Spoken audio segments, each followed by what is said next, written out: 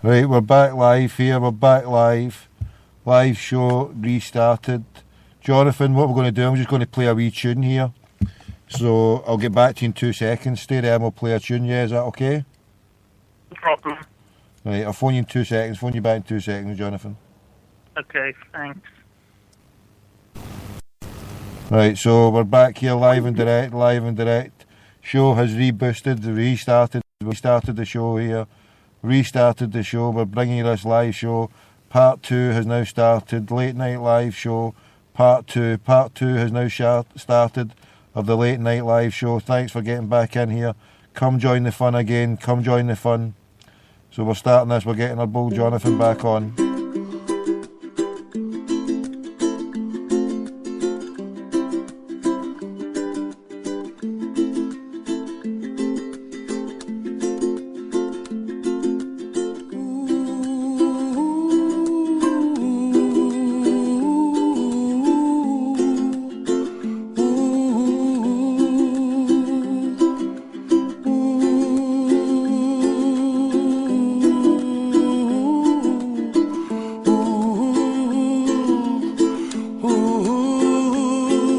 Somewhere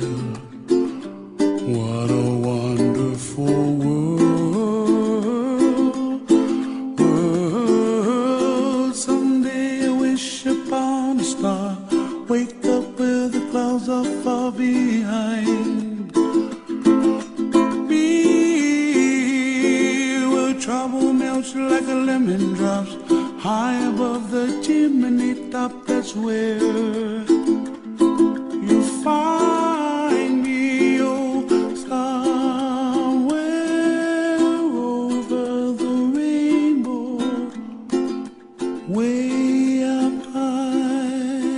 we're back. Thanks for joining us. Can somebody tell me the last bit where you heard of Jonathan? What was the last bit? And we'll get the brother back on. What was the last bit you heard of Jonathan say?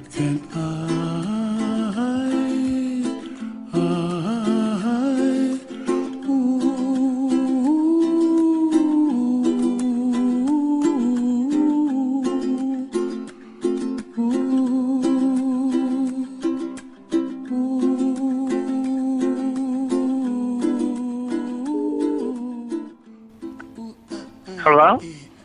Jonathan. Hello, Tommy. Yeah, sorry about that. We're running this show live from a tin-foiled, armour-plated Mercedes, and we're ripping off the multinational broadband connection here. We're using a little neck boot with just 1 gigabyte of memory, so when it goes belly up, when we get shockwave, non-responsive, plug-in, Adobe, crashing all about us, is coming down like the New World Order. The whole laptop brigade here, I don't know what was going down, but the beep, the smoke alarm was the last bit that they heard here. They heard the smoke alarm, beep, beep. So take us from the bit where the smoke alarm went beep, Jonathan. Well, a recap, I got to Bilderberg after about 6 hours travelling at around 2:30.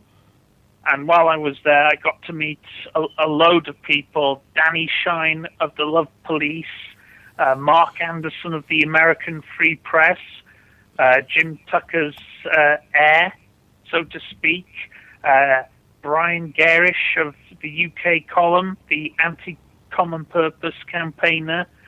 There was some woman from the Camelot Project with a few theories that were beyond even David Icke, and David Icke showed up for an impromptu interview. I met Paul Joseph Watson and Leanne McAdoo of InfoWars, and of course the legend himself, Alex Jones, and Luke from We Are Change. And I also know that Chunky Mark, the taxi cab artist, was there. Every kind of crackpot McDougal under the sun was kicking about there. Yeah, neglected. Everybody crackpot McDougal, every mad conspiracy theorist, artist, and mad dog bastard was there, except myself, mate. I can't believe I let the side down and never made it down there. Shocking. Well, don't worry, Tommy. I was there to represent Glasgow Community Radio. Celtic Community. Hold on. Celtic. You represent the who? God bless you, brother. Celtic Community Radio, Glasgow Radio Online. But for the last week, we've been Bilderberg Radio, and you've been an intrepid reporter. Now, moving away from Bilderberg, we're moving into the G8. So we're going to be G8 Radio soon, and the good people of Ireland are going to be doing some damage all across Fermanagh, Belfast and such like. You know, so moving on to this and tying the two together in your own inimitable way, Jonathan, what is a tie-in with Bilderberg and G8? Do they always have the G8 within about a week of Bilderberg? And what is the whole point of both of these conferences? And what do you expect, in anticipation of your answer, what do you expect to happen in the world in the next month or two on the back of this illegal cabal meetings? Well, the G8 and similar organisations, in effect, act as a rubber-stamping organisation for decisions that have already been made at Bilderberg. So you'll probably get a few token gestures to the public, such as tackling world hunger, tax harmonisation and loopholes. But it's in effect, it's carrying the G8 is carrying out the agenda of the Bilderberg Group, which is to arm the Syrian rebels, to unify Europe under an authoritarian police state, with the euro as a common currency for all the nations, including Britain and Ireland. That manipulation of the world economy, that sort of thing. It's I've forgotten what I'm going to say, Tommy, but no, well, the control of the society by a small group of people, and they get together very conveniently in a small group cartel, the Bilderberg, and then it's as if that this is disseminated to the countries, the countries of the world, and the countries of the world are there at the behest and doing the bidding for the corporate companies. So what you have is the front, and you've got the front of the cabal being the country states and nation states. So you're talking about what's happening in Syria and all the wars, and at the same time they're financing and backing up the multinational conglomerates who want this war, death, mayhem, and fighting all across the world, in recessions, booms and busts. This is all pre-planned, organised, orchestrated from people in the shadows, i.e. the Bilderberg, and then it's given its place for the people to digest and see what it's all about. The G8, the nation states, and what's going to happen. So it's just a whole cloak and dagger, smoke and mirrors. It's all BS. We're meant to eat it all up and say, this and everything's okay because we've got Simon Cowell and his whatever programme, and we've got all this. Just digest the capitalist system and eat it all up, because don't worry, the powers that be have got it all sussed. But it's all bullshit, Jonathan, isn't it? Yeah, well, the good news is, Tommy, that the shadows are receding a little bit, because the mainstream media has, judging by what I've seen over the last 2 days, mainstream media has had to acknowledge the existence of Bilderberg. The spotlight is on not only Bilderberg, but also Common Purpose. Their existence can no longer be denied. The rabbit is out of the hat.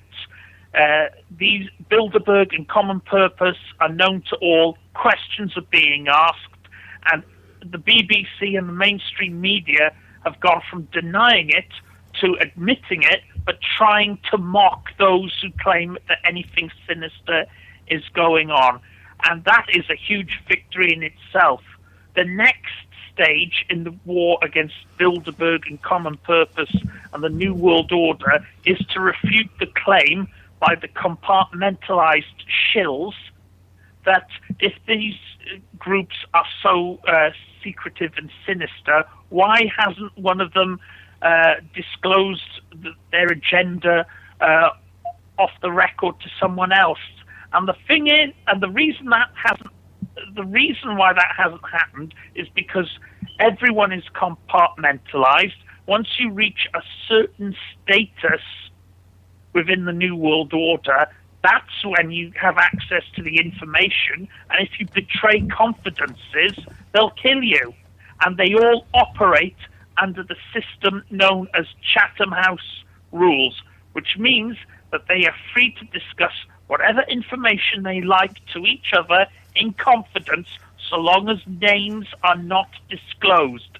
And that is the next battle, to expose Chatham House rules and discussions that take place under Chatham House rules. What we should be doing, Tommy, and what you should be doing now, and all your listeners should be doing, is going on Twitter and typing in hashtag Chatham House rules. Let's see if we can get hashtag Chatham House rules to trend on Twitter, because if we can get that to trend on Twitter, people will start asking questions about the Chatham House rules. And that what is, hold on, roll back. What are Chatham House rules? Is this sort of, is this some sort of World One wrestling stuff, or is this boxing rules, or is this naked wrestling between politician rules? What the feck is Chatham House rules, dear brother? It's well, I'll explain it again. It's off the record conversations between politicians, businessmen, anyone within the upper echelons of the New World Order or anyone who's a graduate of the common purpose technocracy. And what it is, they freely disclose information to each other in confidence, and the only rule is that they do not disclose the names of sources of their information. So it's quite possible that at Bilderberg, David Cameron and Ed Balls were discussing each of the main two political parties' policy ideas for the general election in 2015 and what their respective strategies would be, but they wouldn't reveal who was responsible for that policy or who was responsible for this policy. That's just an example, but the Bilderberg Group and Common Purpose are now exposed. Their existence can no longer be denied, and people now know that is where all the dodgy backroom deals are being made. And the BBC are now trying to discredit people who warn about the dangers of the Bilderberg Group by dismissing them as paranoid and crazy. Because if these groups really did run the world behind the shadows, how come there haven't been more whistleblowers? Because surely, with all those secrets floating around, someone would have spilt the beans to the media, or someone they shouldn't. And the reason the response to that has got to be Chatham House rules. All these discussions take place under Chatham House rules. That means they can discuss whatever the hell they like, and no one knows who said what or who did what, because it's all a nice, convenient, cozy little arrangement, plausible deniability. It's a wonderful education when you come on here, Jonathan. You're bringing new words and phrases to the lexicon here. I mean, we're sitting here talking about EBTs and football corruption, and you're hitting us out with the talk like this, Jonathan. Wonderful. God bless you, brother. We salute your courage and indefatigability. So you stormed all the way down to Watford. You travelled for the best part of over a half a day to spend 3 hours in the company of David Icke, Alex Jones. Your overall impression that you're giving us just now, you've spoke about the G8. For the future of the world, how and where do you see us next year? What country do you envisage them being at, and what stage of the world? Do you envisage the collapse of Syria? Do you envisage the totalitarian control grid of Europe being ever more complete? Do you envisage the breakdown of United States of America? Where do you take this planet in a year's time? And obviously the Bilderberg, there's no point in trying to guess where they will be. They could be in Timbuktu for all we know, but the plans that they're looking to implement, looking ahead in the next year, where will we be, Jonathan, is what I'm saying. Well, with regards to the Bilderberg Group, this year, 2013, probably marks the beginning of the end of the Bilderberg Group in its current form. We've already heard that Bilderberg is trying to merge with Google to form a sort of like Googleberg, where it becomes trendy to be a eugenicist Nazi like Mark Zuckerberg and all these types. I thought all these icebergs were melting away because of global warming. What you're talking about is all these bergs joining together to some mad globalist cabal. So we've got Bilderberg, we've got Mark Zuckerberg and Facebook, we've got Twitter, and we've got all these icebergs. The Titanic was sunk by an iceberg, so what is going down with all these bergs? It's like Berg syndrome, it's like Stockholm syndrome, only it's Berg syndrome. I thought about the icebergs were melting. Jonathan, what is getting down? Help me out, decipher this. Well, you know what they say about icebergs? It's not the top of the iceberg that's the most dangerous part. It's beneath the water, where it's much bigger. And that's an apt metaphor for all these Borg-type Berg organisations and people. So do you reckon that the cyborgs are going to beat the icebergs, and we're just going to have a global war, a nihilist war between icebergs and cyberborgs? My money's on the cyberborgs. I reckon the cyberborgs get their laser ray guns out and just start melting those icebergs top to bottom. Get their arses melted, liquidise them. Yeah, well, but I think it is the beginning of the end of Bilderberg in its current form. That's one positive news story, but the rest doesn't look that encouraging. So are they going to be known as iceberg? Are they known as icebergs? What are they becoming known? What are they going to be known as? Icebergs, Bilderbergs, Crackpotbergs? Googleberg. Or Googleberg? You've Googled Yeah. it, you're nut. You're trapping out your dial. Fucking Googleberg, I'll fucking Googleberg you. You fucking off your nut. Googleberg? Where did you get that land for Googleberg? Oh no, we're not going anywhere. Fucking Googleberg. Where did you get Googleberg for? Come on, Jonathan. It's a term coined by Alex Jones to describe the next evolution, the next stage of Bilderberg, because most of the old members are dying off. There's a lot of new guys coming through who are being groomed for power, such as Zuckerberg and the creator of PayPal, and Eric Schmidt of Google, who's the CEO of that organization. Schmickelberg. Oh, Schmickelberg. Well, yeah. But Bilderberg is changing. It's regenerating. It's doing. It's becoming a different beast. But it's. You know what they say? Here's the new boss, same as the old boss, and that organisation will take over gradually from Bilderberg. It's the late.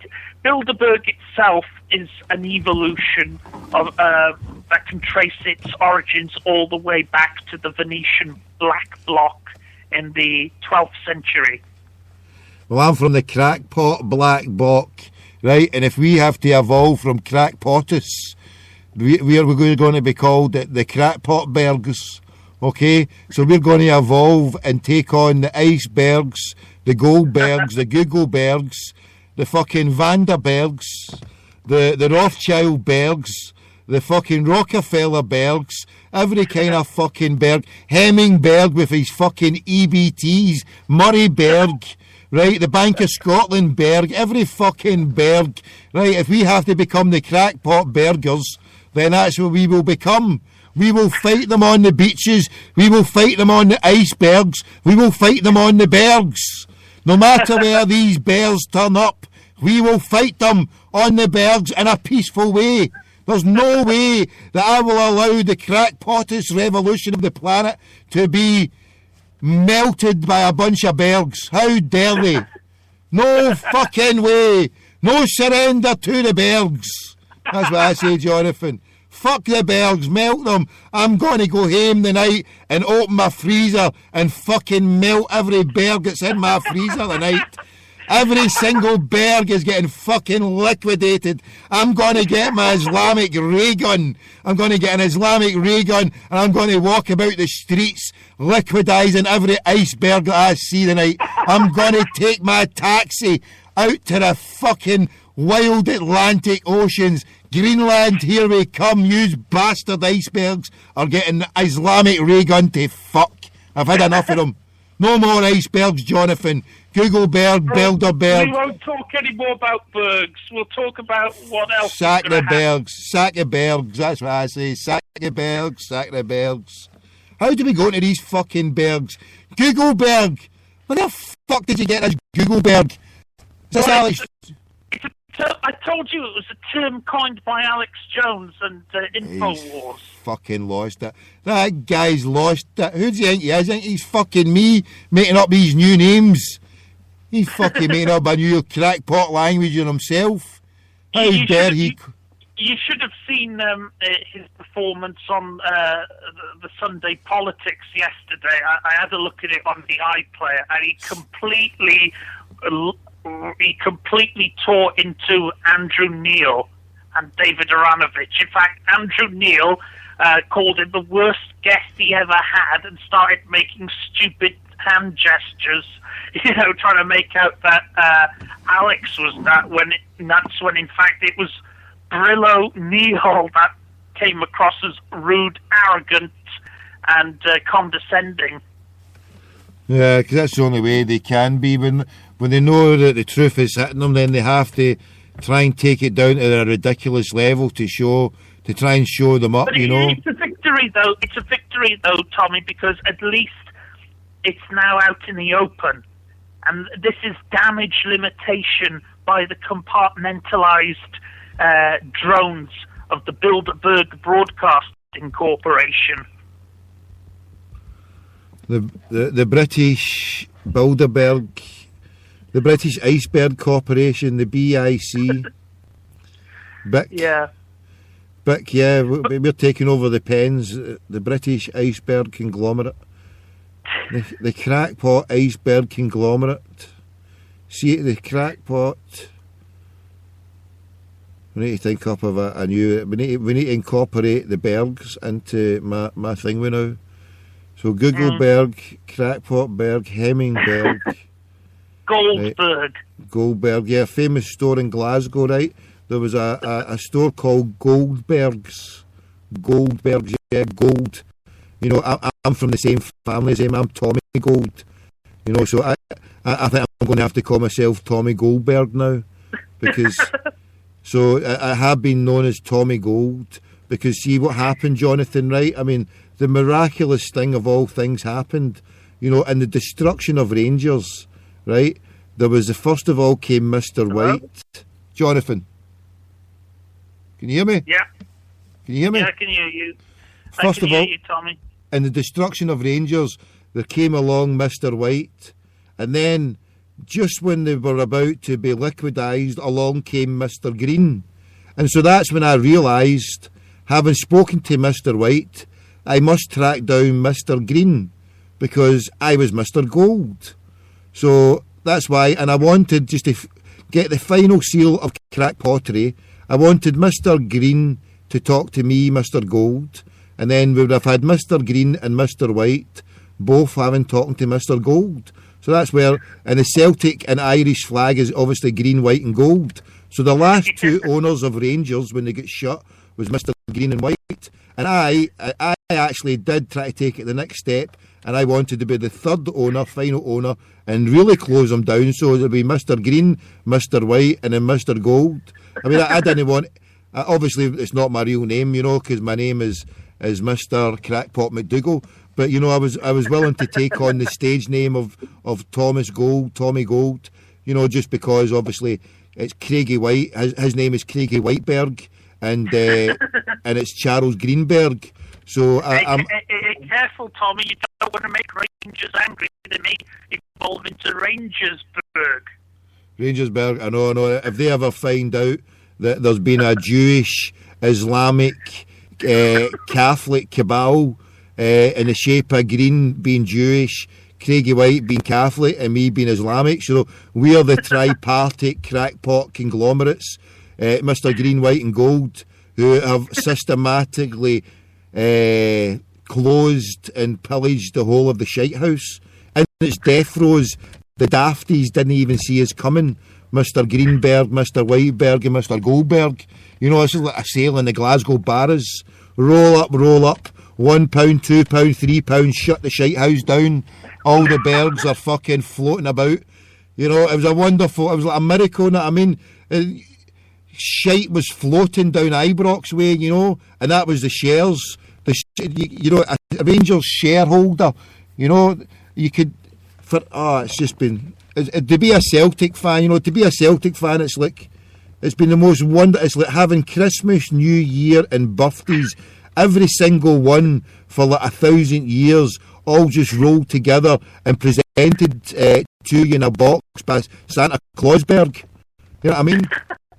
It's like everything came true for every Celtic fan, you know. We were cheated, we were stolen, we were lied to for years, and all of a sudden, these bastards don't know their arse for their elbow. They've not got a clue how to solve it. You know, Mr. Greenberg and Mr. Whiteberg have ripped him a new arseberg, and I mean, they've not got a Scooby-Doo, so it's beautiful. And God bless you, Jonathan, for being an adopted Celtic fan. And you told me the other day there, you've actually got family, your actually family came from Ireland? Yes, it did. So I don't know which part of Ireland, only that my great-grandfather came over here in the early part of the 20th century. Ah, lovely. So we're talking to a Welsh Irishman here. What a lovely. It's beautiful, Jonathan. It's beautiful. So you'll come over to Ireland and stay then once we start our little Islamic, hippie, Jewish, Catholic kibbutz type commune. You'll come over and help us bring some stability with your crackpot Bergener style, you know. And you need to bring that. You need to bring that smoke alarm there. We need that smoke alarm in the wee farm. Well, I'll be leaving that smoke alarm. No, you need to bring it. I want to ritually smash it to pieces on air. I want to hear. Everybody wants to hear me set about it with a blowtorch or something, or an iceberg. They want to take my iceberg out my freezer and ice pick the bastard to death. No more every minute will they hear the wee beep, beep, beep. Can I send you an ice pick by post to smash it up? If I send you an ice pick by post, then hopefully it then all the evidence is gone. Don't do that, Tommy. They'll send me to Guantanamo Bay. Yeah, for distributing water in an envelope, of course. Just blame it on the iceberg. But then once you do that, once you blame it on the iceberg, they'll say, oh, look, he's been anti-Semitic. I mean, I bet you there's people writing to the press and now saying, oh, he's been anti-Semitic, mention all these bergs. You know what I mean? How dare they? When they traduce the name of anti-Semitism. You know what I mean? I am all for the Semitic people because, as you well know, Jonathan, the Semitic people, the House of Shem, the Semitic people are both Jews and Arabs. And where's the birthplace of Islam? It was in the Arabian Peninsula. And who am I all for and who do I stand shoulder to shoulder?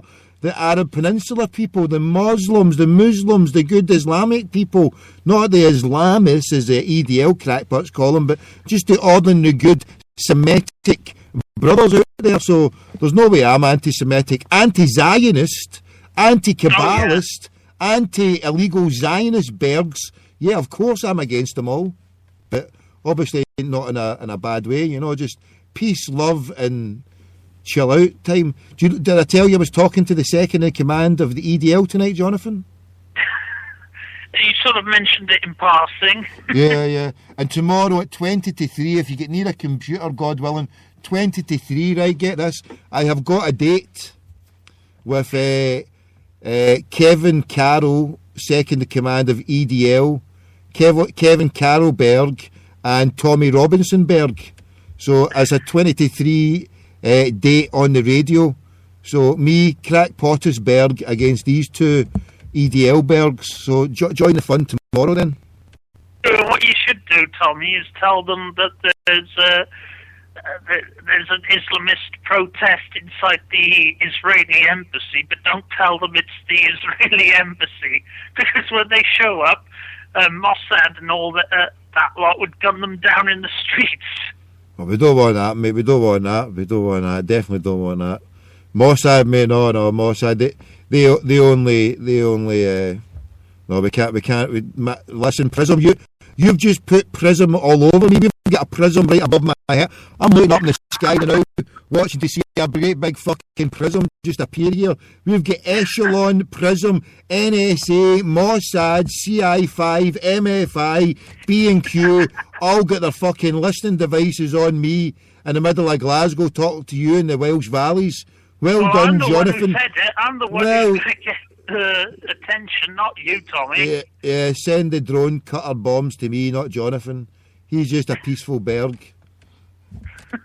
Send them to me, Jonathan. Right, the old Lucy in the sky with diamonds has done my nut right in here. I've lost the plot. You're now talking to a crackpot wired to the moon.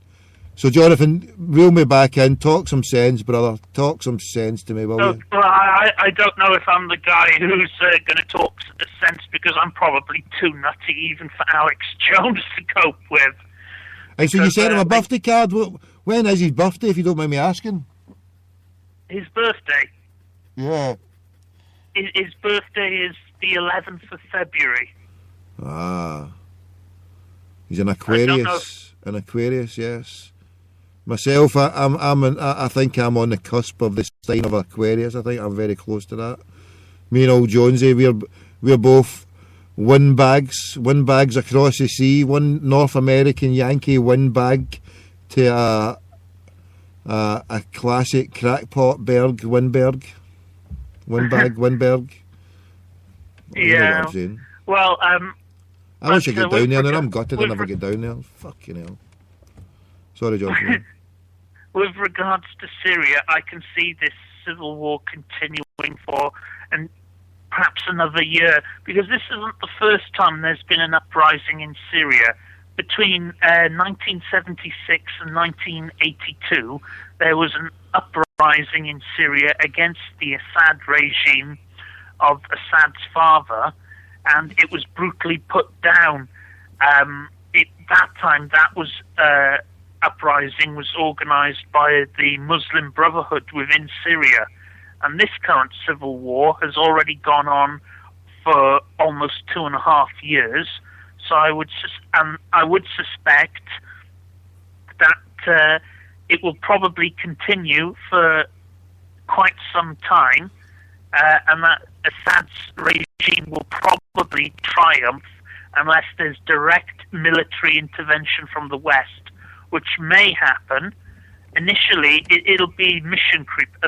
First of all, we'll send them arms, and then eventually, as the war draws on and more actors get drawn in, like Hezbollah in Lebanon, we'll be dragged into a war in Syria, and there'll be British troops. Hezbollah were the ones who helped clean out the rebels from that town that they had occupied for over a year. So mission creep has been achieved already, Jonathan, you know. Yeah, because the body armor and the medical supplies and the non-lethal assistance that has been alleged to and proven to have been provided to the Syrian opposition. With regards to America, rumor has it that Hillary Clinton is gearing up for a presidential run once Obama's term is up, although there are some people in the Congress who want to rewrite the Constitution to allow Obama to run for a third term, which would be a disaster, because Obama's clearly demonstrated himself to be a classical Marxist tyrant who just uses the tax authorities to spy on his and persecute his political opponents. He uses the CIA to intimidate journalists. Hollywood is backing him to the hilt. Wall Street is funding him and grooming him for greater things, whether he's in office or after he's left office. Britain will get sucked into a closer European super state.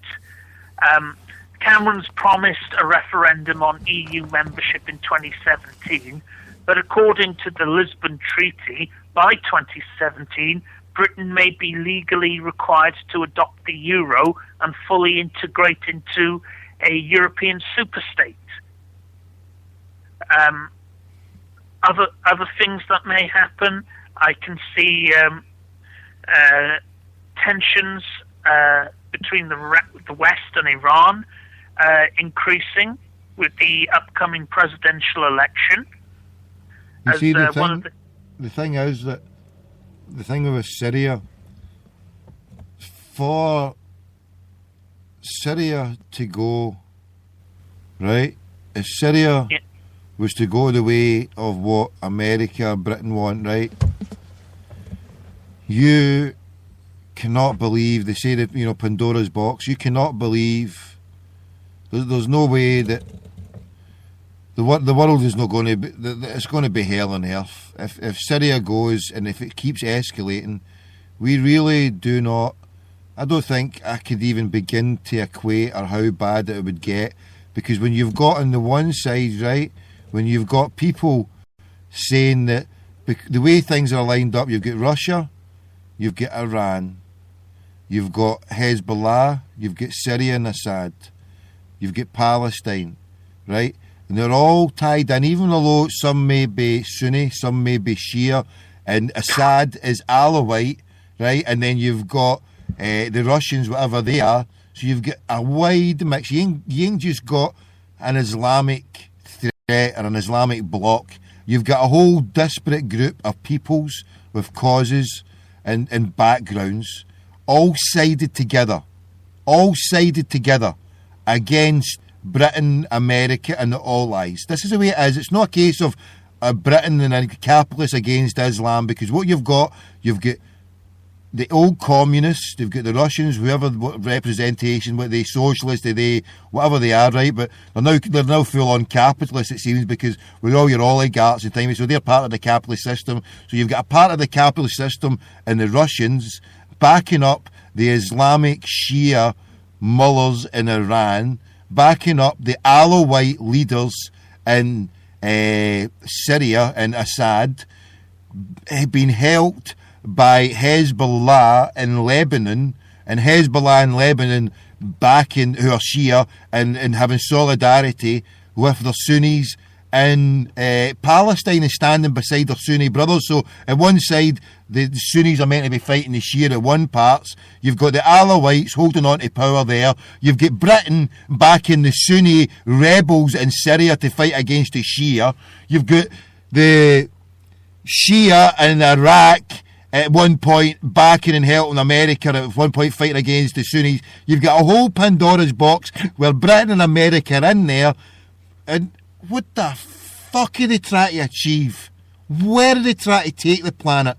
If you've got all this mixed up bunch of nut jobs in one side and another, all mixed in, at what point is someone going to step in and say, fucking enough, stop all this shit and pull back? Because it's a death knell of the whole planet, bro. If we keep this going this way. I've become convinced that Syria is being used as proxy theatre against Iran, and that the end goal is to either establish Syria as a base for Al Qaeda to attack Iran on behalf of the United States, Britain, and Israel. You see this? You're saying they're a proxy, right? This is the key part of it, right? Whatever way this country goes, then Iran and Palestine, they're actually on record as saying if Syria goes, if they lose Syria, right, then they cannot allow Syria to go, because Iran would be finished and the Palestinians would be finished. The whole thing to keep Palestine going, or the Palestinian people, is being backed through their Shia brothers, and from that triangle, from Syria through to Iran, through the Russians, and that's the only thing that's kept Palestine going, right, through all their stuff there. So if that link is broke, Iran is gone and Palestine is gone, you have got a world in such ferment in that region that it's... Well, I just don't know what they're hoping to achieve. Tommy, it'll be what they term a limited nuclear war. That'll become a wider nuclear war. But that's the only way that half the population getting eliminated. That's the only way they've got a chance of putting the lid or the genie back in the bottle. And that has got to be the saddest thing ever. That if it gets to such a stage that America or Israel, whoever, uses nuclear bombs on a country because they saw that as the only way to calm a situation, when it was the situation that they inflamed not over It's not to decades, calm but the situation, Tommy. Though it's the final stage of the global takeover. yeah, because if you look how they assassinated, how they ethnically cleansed over 30 million native Indians from the plains of the USA, what they now call it. That's what we're seeing now in the Arabian Peninsula, the ethnic cleansing of a people to the tune of not just 30 million, but maybe 300 million. The final solution, kill. At what point are we going to wake up that, that even in Israel, they've been developing bombs that target people of an Iranian background, who chemical bombs where they target, where if they were to drop them, they'll probably get bombs now that are not nuclear bombs, that if they would drop them, that if the wind was to blow back, they wouldn't affect people from a certain background, but they would target people from a certain background. That's a level of intricate, smart bombing, the level they've took it to. Even the smartest bomb has flaws, because the human genome is so mixed up and we're so interrelated that this virus that they're planning could kill anyone, because our genetic lines are so mixed. It could be it really could be a doomsday weapon, not only for the Iranian people but for the entire human species. And these banksters don't care about that. I think the only way we're going to bring about peace in the Middle East is if we have our own uprisings behind the lines in America and Britain and Israel, because that's the only way we're going to stop this. Once we get rid of the likes of Obama, Cameron, Rockefeller, Rothschild, and the Queen, we can then stop the wars in the Middle East and pull back. But it must be a peaceful revolution, Jonathan, in these countries, breaking down the barriers peacefully, because to enter into a violent mode is to play the hand of the oppressor, because he wants you to be violent, he wants you to be aggressive, he wants you to break the rules, and be a transgressor of God's laws of aggression. You shouldn't be aggressive, you shouldn't be violent. That's the way you want you to be. But so the way to break their system is, instead of self-perpetuating it with more violence, is to break the system of violence and be a pacifist and say, look, this is how we're going to do it, because things can be done from just believing it to happen. That's what Alex Jones is trying to do. He's fighting an information war. He is trying to fight an information war so that it doesn't end up with violence. Yeah, because you play into the hands. You play it by using violence. If they want, it's like, what's that film where it's is it Jack Palance, where they say, where the guy goes like that, pick up the gun. Yeah, I've heard of that, and it's a very good point, Tommy. And this is why the New World Order and Bilderberg and Common Purpose have been exposed to the sunlight of publicity because of Alex Jones. Now, he's not the only one who's been talking about the Bilderberg group. He wasn't even the first one, but he's probably been the most successful anti-New World Order spokesman we've in living memory. And yes, there are questions about whether he's an inside mole for Division 5 of the FBI or Strat 4 or the CIA, but I would like to think that it's because of the efforts of Alex Jones and Ron Paul that the Bilderberg group have been exposed without resorting to violence. And Hillary Clinton admitted the New World Order is losing the information war. It's losing the battle for hearts and minds. The mainstream media is in terminal decline.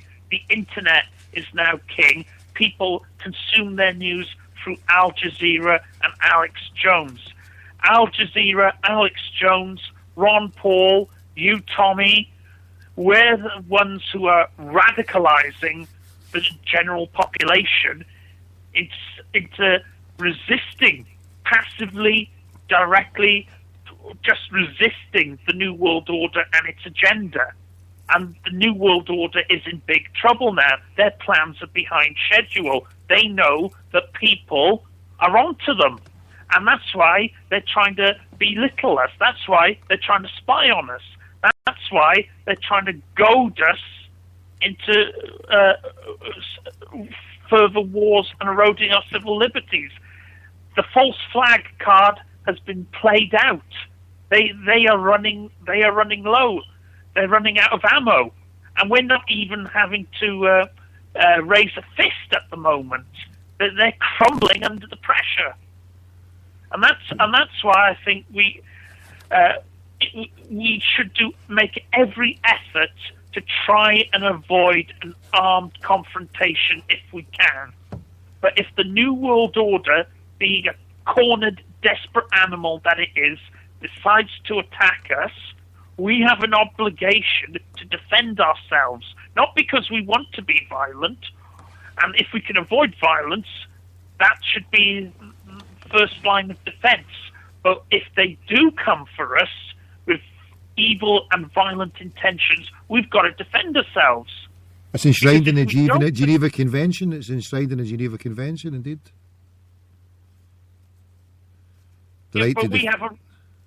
We have a right to defend ourselves. That's what I'm saying. It's enshrined in the Geneva Convention.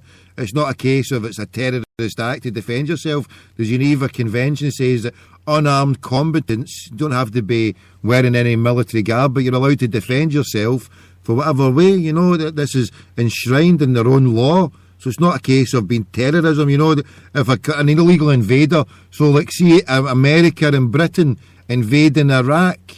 You know, when Tony Blair, the reason why they try to get the second resolution and legal wars and all that is because you can't just go in and invade another country, because that's just what Hitler did. That's an illegal invader. I think what we need to do, Tommy, you, me, and the whole world, what we need to do to step up the non-violent confrontation against Bilderberg is to draw up lists of all those Bilderberg attendees who are still alive, and then on a website issue arrest warrants for these people, so that ordinary men and women, if they see these buggers on the streets or anywhere, can go up to them and make citizens' arrests on them. Now, yes, they'll get beaten and tasered and attacked by the police and persecuted, but that will only make these people martyrs and show that the New World Order is so paranoid about peaceful protest that they will resort to violence in the first instance. And that will bring people out onto the streets in bigger numbers like Tahrir Square, and the government will be outnumbered because they can no longer rely on the threat of violence to subdue the people. Because there are too many people for them to beat up. And the thing is, this is a mind control society. When Gandhi helped march over 1 billion Indians into freedom, there was only ever 60,000 British soldiers there. At the height of the Raj, there was only 60,000, so that was done by mind control. If you look at less than 1% of the planet controlling 90-odd% of the resources, they've no changed their policy and how they control. It's done by mind control. So you don't have to use violence to break out of a mind control system. You just have to do the opposite what they want you to do. So if they want you to consume, like atomised consumers and not have a thought or care for anybody else, just compartmentalised thinking like you said earlier on, if that's the way they want you to be, then don't do it.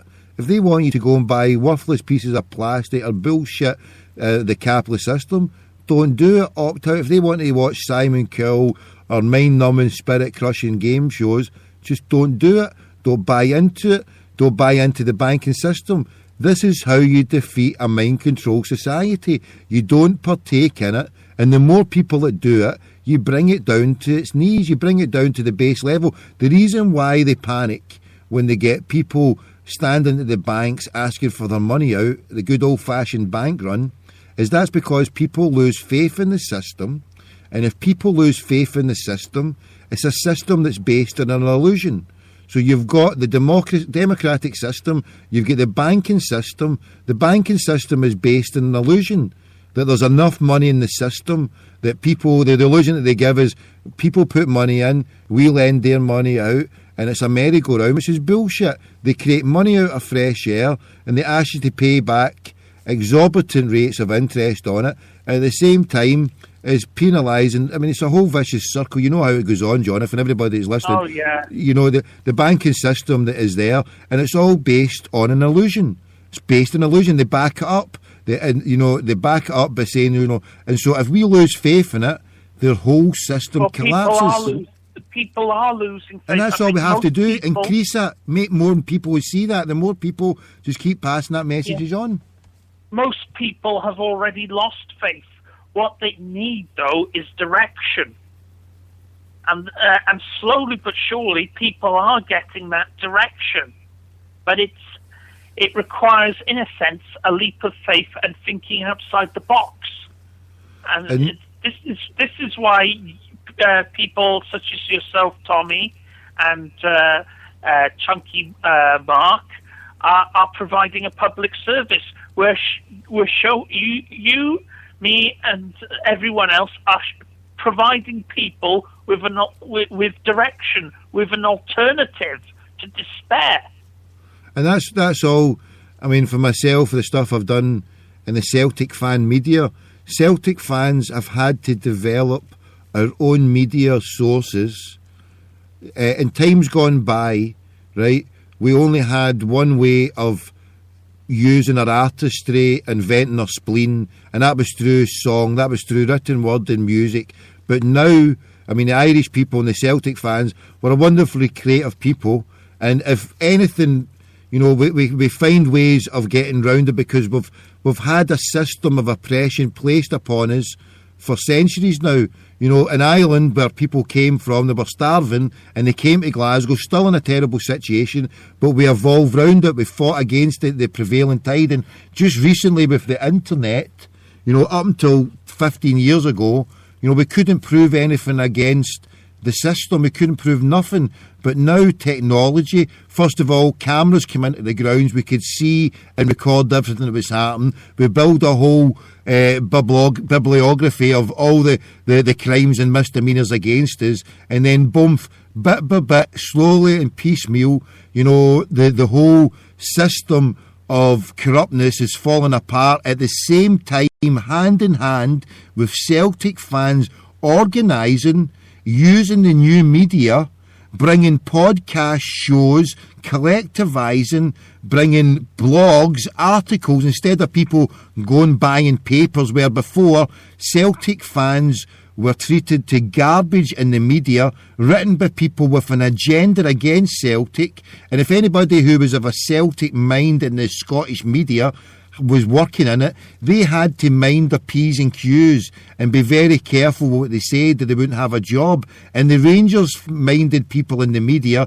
they would go to David Murray, who was the Rangers owner, and would be on message. And even now we're finding out, it lasted up to just the last year or two, where editors and newspaper men would send a copy of the article to the Rangers owner directors and say, is this okay to write? And the owner sending back and saying, oh no, do this. So that's what Celtic fans, their players, their own players were called thieves and robbers, and the paper I'm talking about, the Daily Rancid, had to backtrack and make an apology, but the damage was done because we were treated as second-class citizens, we were lied to, and the minutes we stood up and said, oh, look what's happened, you're cheats, you're doing this and that, we were told, oh, you're just a mad, paranoid, conspiracy theory Celtic fans. So all Celtic fans have done, we've helped develop new media outlets, we've wrote blogs, we've done shows, everything to take on.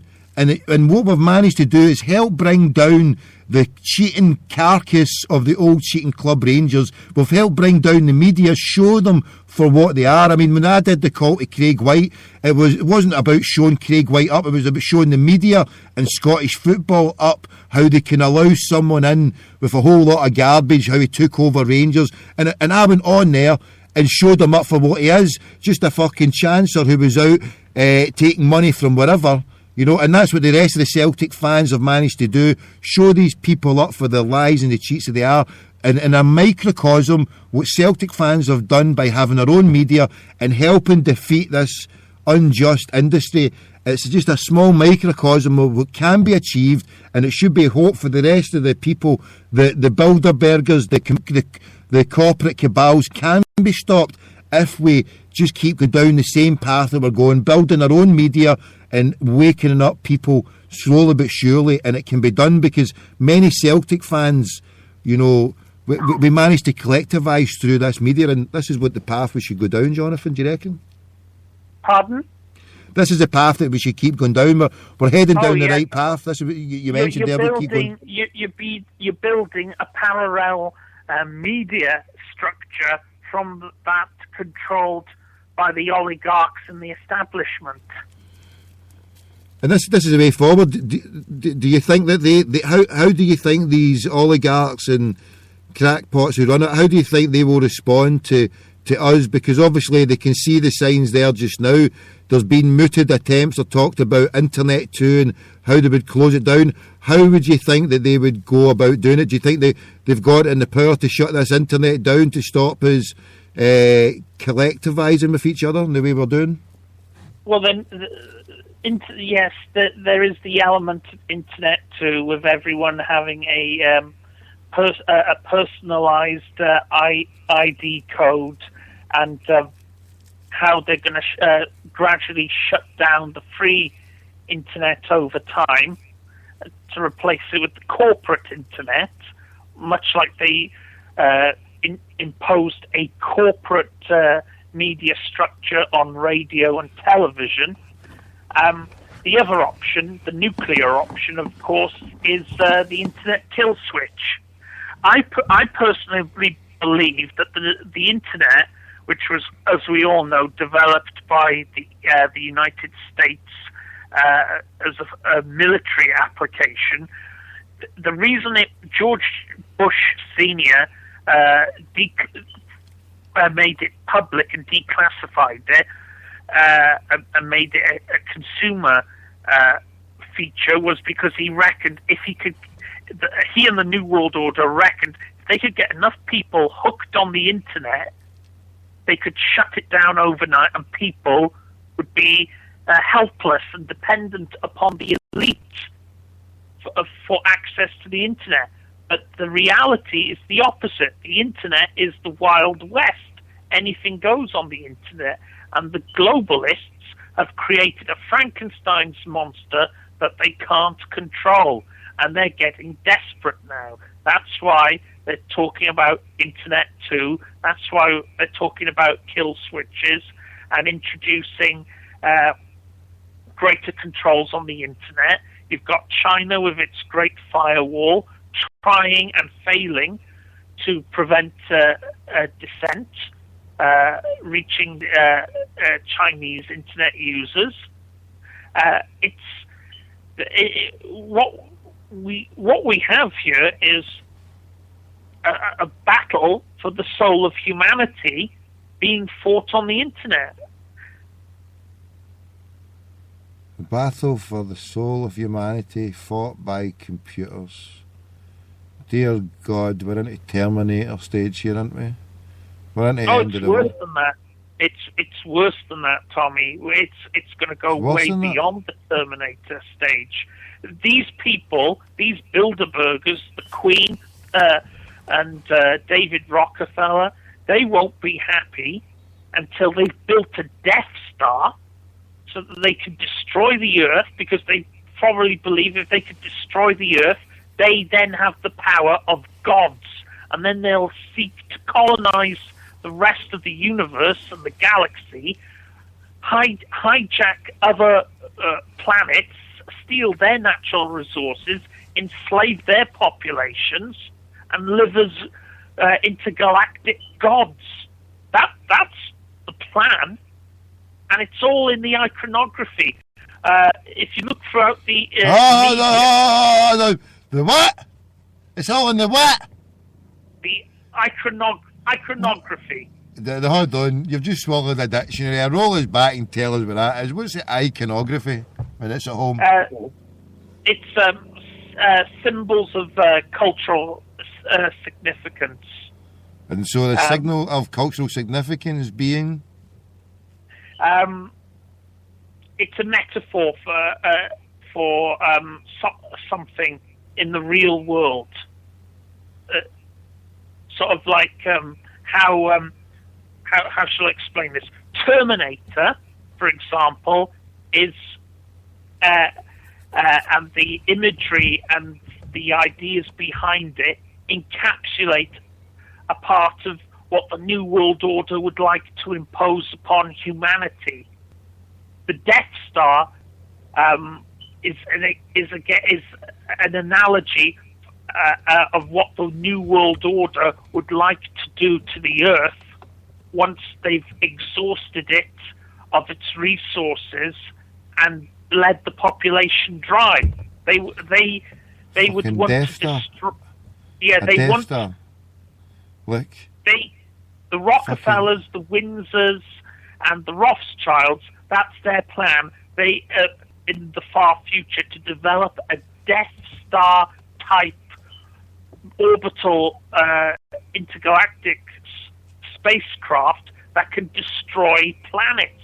Because if you can just destroy a planet and destroy a solar system, you have the power of a god, in their opinion. And that's what they aspire to. They aspire to be half human, half cyborg, half god type creatures that can go around destroying planets, destroying solar systems, enslaving entire civilizations and solar systems and galaxies, extract the natural resources, slaughter and use the population for their own ends, so that they can live as gods. That's Who's got fucking Chewbacca's number? There's no way I'm letting these Skywalkers fucking take over the planet. The rebellion will start here. How dare these bastards sell out the nation and the planet? Fuck your Luke Skywalkers, your Darth Vaders, your Death Stars, Emperor fucking Paladin, fucking Paladin the Lamp, Glenn Michael's Cavalcade, the Zionist Brigade. Fuck them all, Jonathan. The revolution starts here. Fuck your icebergs and every kind of other fucking iceberg. The revolution starts here. We ain't taking any more of this, Jonathan. Fuck the Death Star. Fuck your Death Star. Fuck your 5 stars on a Jersey Star. It's a disgraceful fucking, it's a joke. I'm sorry for the language. I'm losing the plot here, Jonathan. I'm losing the will to live. You're talking about Death Stars. Fucking Death Stars. I hate you, Darth Vader. Fuck you and your empire, Bush. Fucking Darth Vader. You're Skywalker. So basically what you're saying is the Rothschild Rockefellers are basically Skywalkers. Yeah. I'm with the fucking Michael Jackson. I'm with the moonwalking campaign. We're fucking moon units. We're the moonwalkers. Doesn't matter if you're black or white. We're the crackpot moonwalkers. Tommy, we're the Ewoks. Fucking speak for yourself. There's no way I'm an Ewok. I'm with the Chewbacca Brigade. I'm a big hairy bastard. I ain't a wee small fucking cunt. I'm a big hairy bastard. We're the big Chewbacca Brigade. You want a square go? Bring your Ewoks to me. We'll kick your Ewok ass. Fucking Chewbacca rule. Yeah, but you've seen the film Independence Day, haven't you? Yeah. Yeah, right. Swap the roles around. The Earthlings are the invaders, and the aliens are the natives. That's the plan.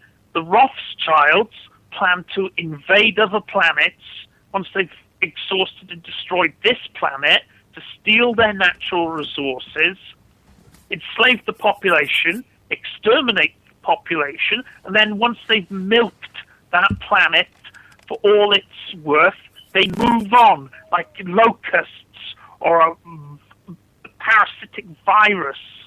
They move on to the next victim. They are the Borg, they are the Empire, They are the Anunnaki, the engineers, the xenomorphs, the predators, all rolled into one. The Borg. I'm with Rafa Nadal. Fuck the Borgs. I'm with Rafa Nadal. Rafa Nadal when Merkley opens and that Borg bastard.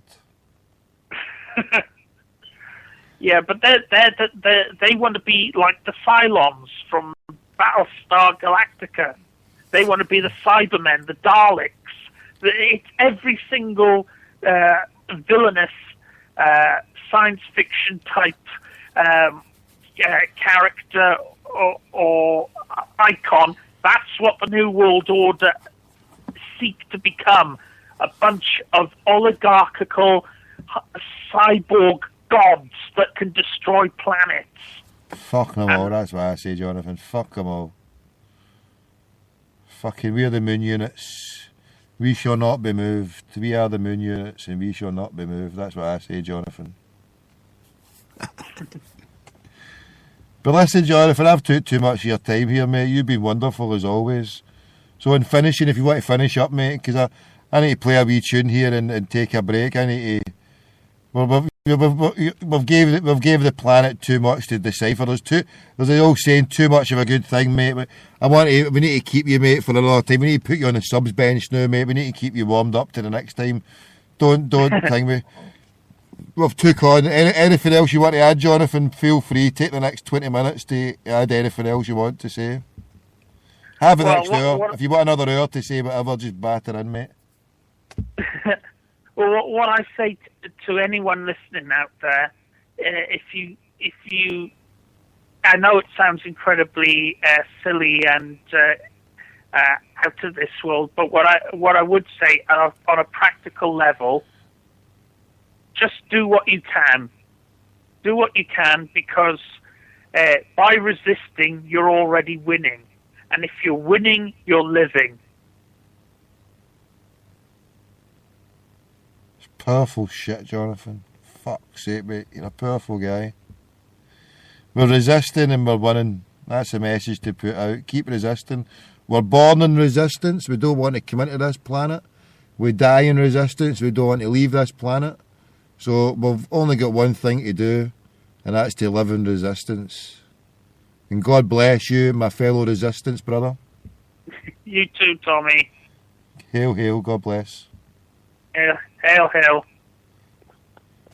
There you go. Jonathan in Swansea, converted to an Islamic Tim. Akko Island Islam, Swansea, CSC. The Bilderberg intrepid reporter. Gertosi, some deep shit. Is this Chris Graham? Yes, Parrot, what are you all about? How long are you on for? Oh, for an hour. He's on for an hour tonight. You better phone up for another half hour. Right, it's getting cold here. I better get the old heater on. Get a wee bit heated up. Should I go and put my winter jacket on? It's getting down here. It's getting cold. Where's this? A wee bit. It's gone cold again. It's gone south. The weather has gone cold.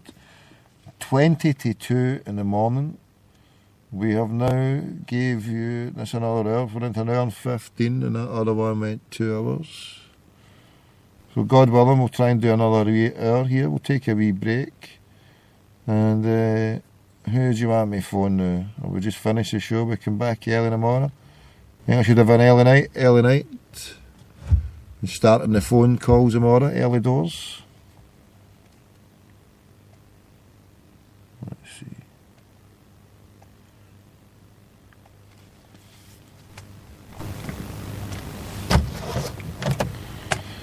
What we'll do, we'll put this one in search. So tomorrow we've got a lunchtime date.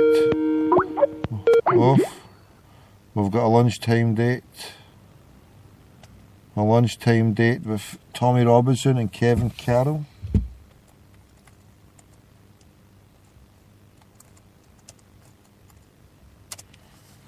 A lunchtime date, huh?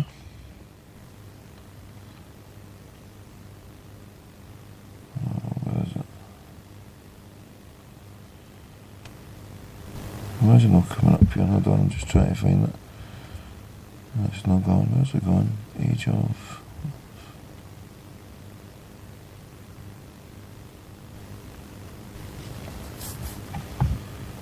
Aye. Why is it not coming up here? There we go. Yeah, the age of love. We need a new age of love. I was privileged to be around in 1987, 1988, 89. The summer of love. Was it 88? Was it 89? It was 89, the summer of love, yeah. The new summer of love. Or was it 88? Because they always say 68. Who knows? But there was a summer of love that people who took part in it just 20 odd years ago, chemically induced, an innocent time, a peaceful time, when the ecky-heads threatened to rule the planet. God willing, the ecky-heads are coming back to take the planet away from the crazy nut jobs. God bless the ecky heads. I used to be an ecky head. I was a violent crackpot, thinking I was a football hooligan, a chemically induced state. The old Lucy, the Sky and Diamonds, the old ectoplasm chilled me out to be the crackpot I am now. Peace, love. God bless the ecky heads. Fuck your coke heads. Fuck your crack heads. No more crack heads. Ecky heads were peaceful. Loving, no booze, no fighting. I'm not advocating everybody go and take eckies now, especially when the new kind are out there are killing people.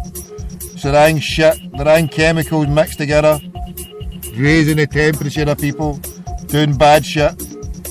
Bring in the true love doves, cleanse it. Well, I'm not sorry, I'm giving the wrong message out here. I'm just saying wonderful good could come if you give people proper food.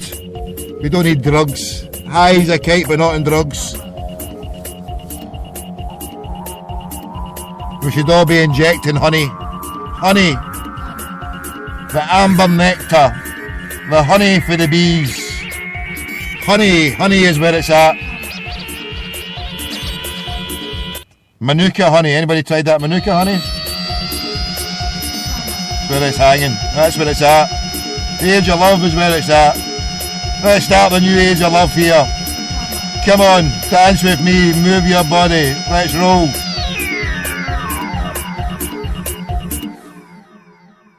Come on, dance with me, move your body, dance with me, move your body, dance with me, move your body, dance with me, move your body, your legs a bit.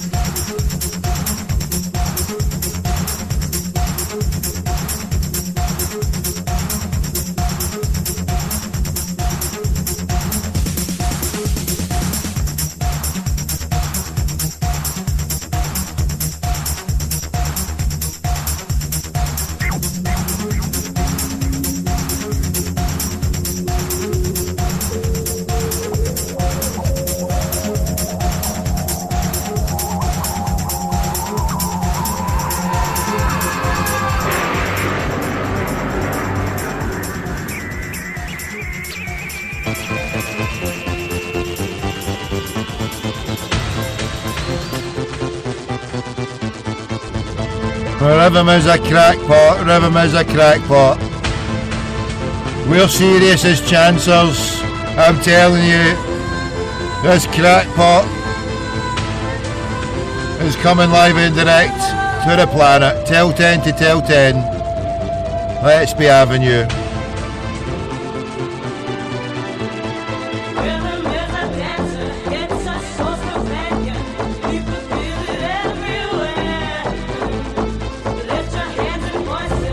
Having to play this tune to heat myself up here. We're putting the heaters on in the middle of June. Needing the heat up here.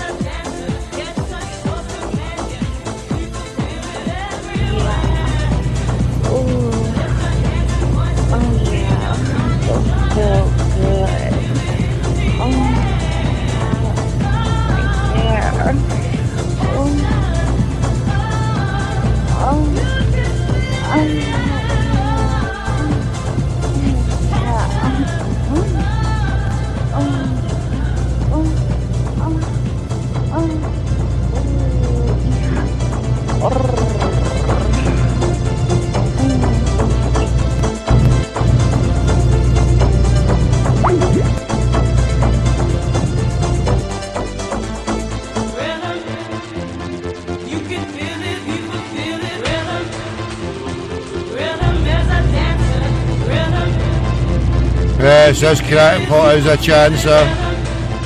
This crackpot is a chancer. Yes, chancers are us. Chancers are us. Right, let's see what's happening here. Yes, you can hear the background noise. That's the heating on, blasting away. It's only the 11th of June and they're only trying to get heat here.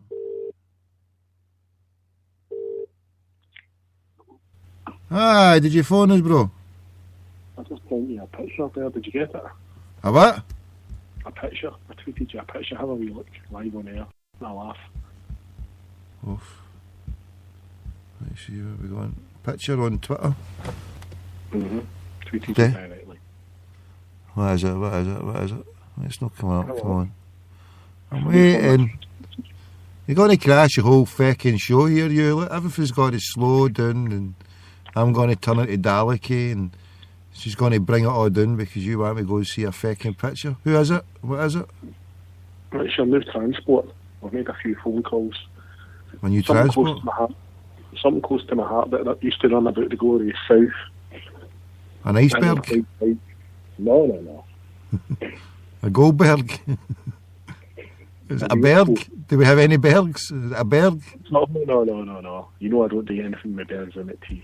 How? How? Why not? Why not? Why not? Tell me. What is this? Why not? Why don't you like the bergs? Ain't me berg in it, mate. Apart from Charlotte. No, poor old Lithuanians, mates at the bottom of the boat. The bergs are upper class, so we'll leave it at that. Look at that. It's a Millennium Lee 01 with a Confederate flag. What the heck is this? You and Jonathan's spaceship for the escape. I've got it all planned.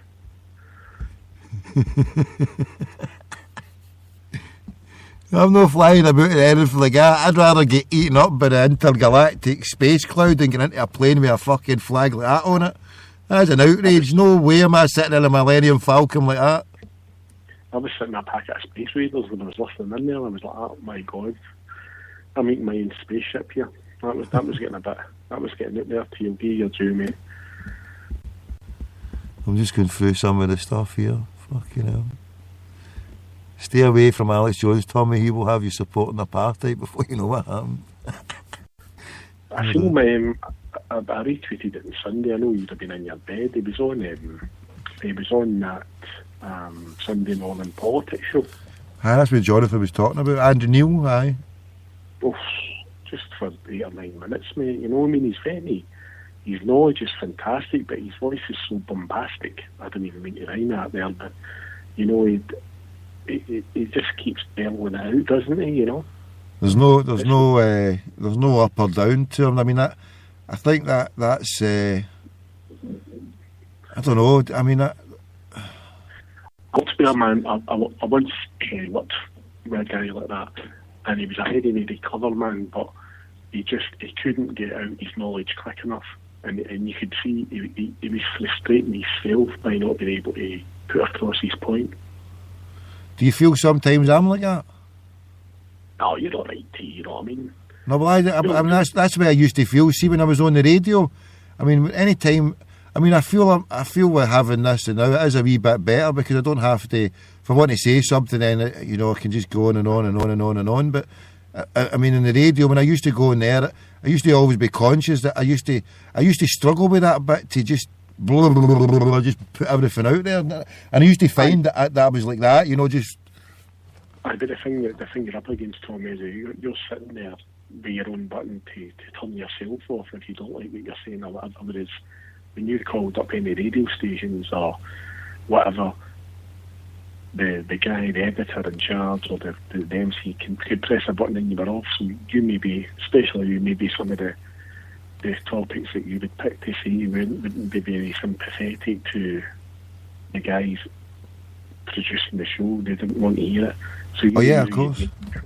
You knew you'd maybe have a small charge, and I think the problem you get with the gentleman Alex Jones is he's that used to having his own show. It would be like you now trying to phone up Radio Clyde. It wouldn't happen because you would sort of be in the mindset, right, I'm going to get a chance here to make my point. The way I do when I speak to you, or any of the guys who phone up podcasts or anything, that's the beauty of it, is the fact that they're not going to get cut off. You know, and I'm not talking about the relevance of people swearing on air, obviously. Alright, you're fucking cut off. I'm cutting you off. Get the fuck, I'm cut off.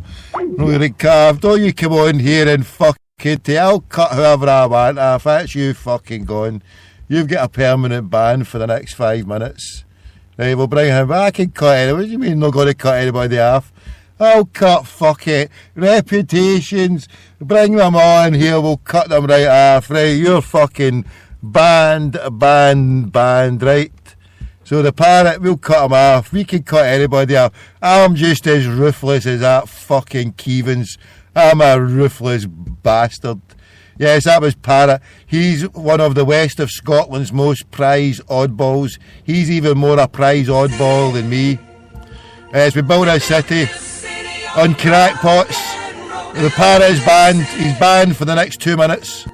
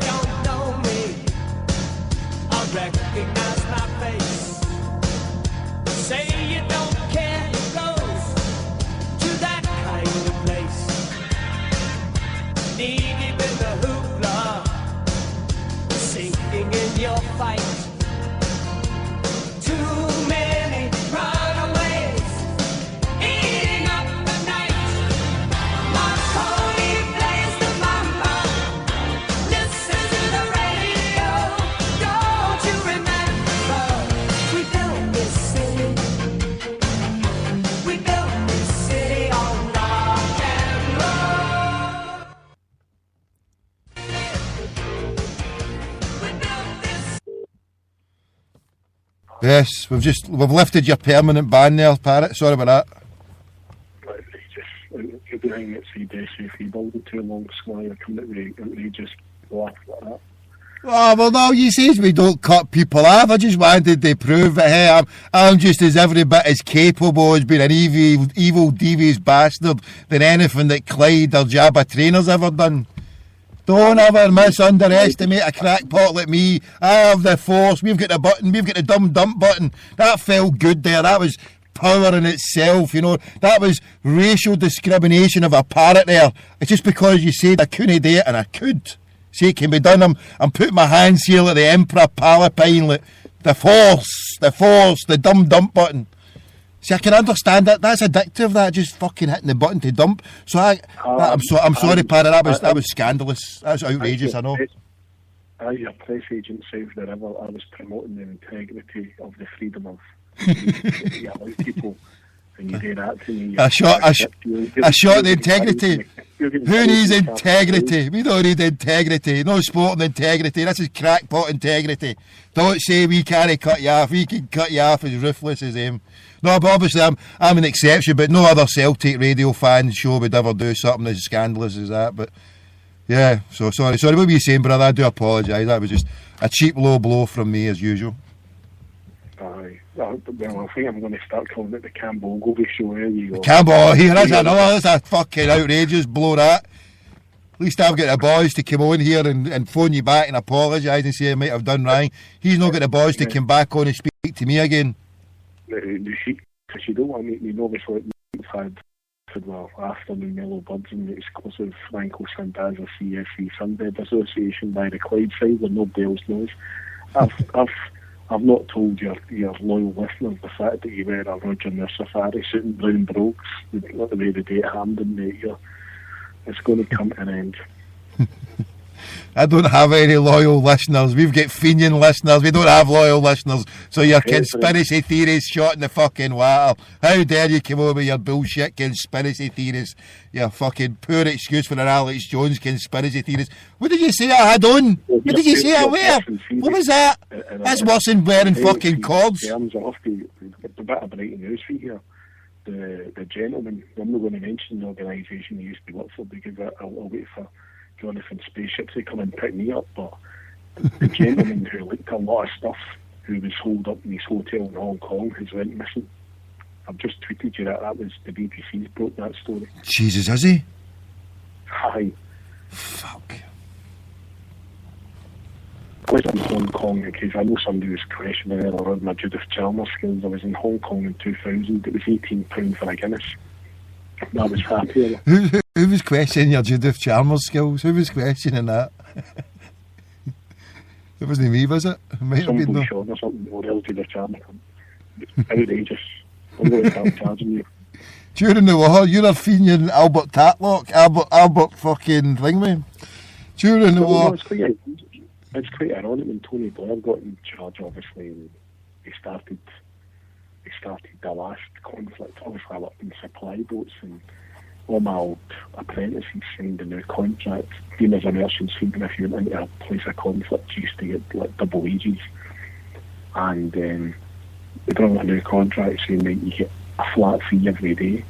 And I refused to sign it. And so when all my young apprentices, boys and lassies, were up in where the conflict kicked off, I was sitting in Key West, spring break for 3 weeks, getting paid the same money as them.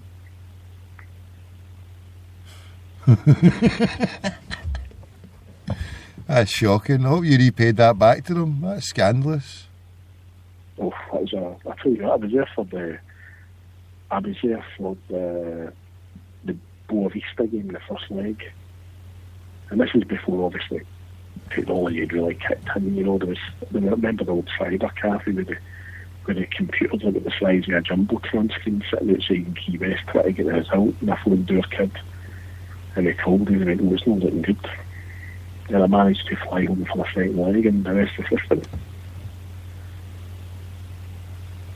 It's shocking that I'm still stuck on how people would pour scorn on your Judith Chalmers skills. Know what I mean? As I say, you should develop the phrase like old Albert with during the 1939-45 conflict. You should say during the 1945 to 2013 peace process, I ended up in this place or that place. Know what I mean? Well, I said to you before, one of the first old guys I worked with, and hopefully still alive. He was 64 when I worked with him, old Tony. This was like 1990, and he used to be in the Royal Navy. He was conscripted in World War II, and when the war finished, his first ship, he was flown to Japan, and his first ship was an actual German U-boat that had been captured by the Allies, taking the Nazi technology to Japan so they could carry the war on. And that was his first ever ship, was a German U-boat.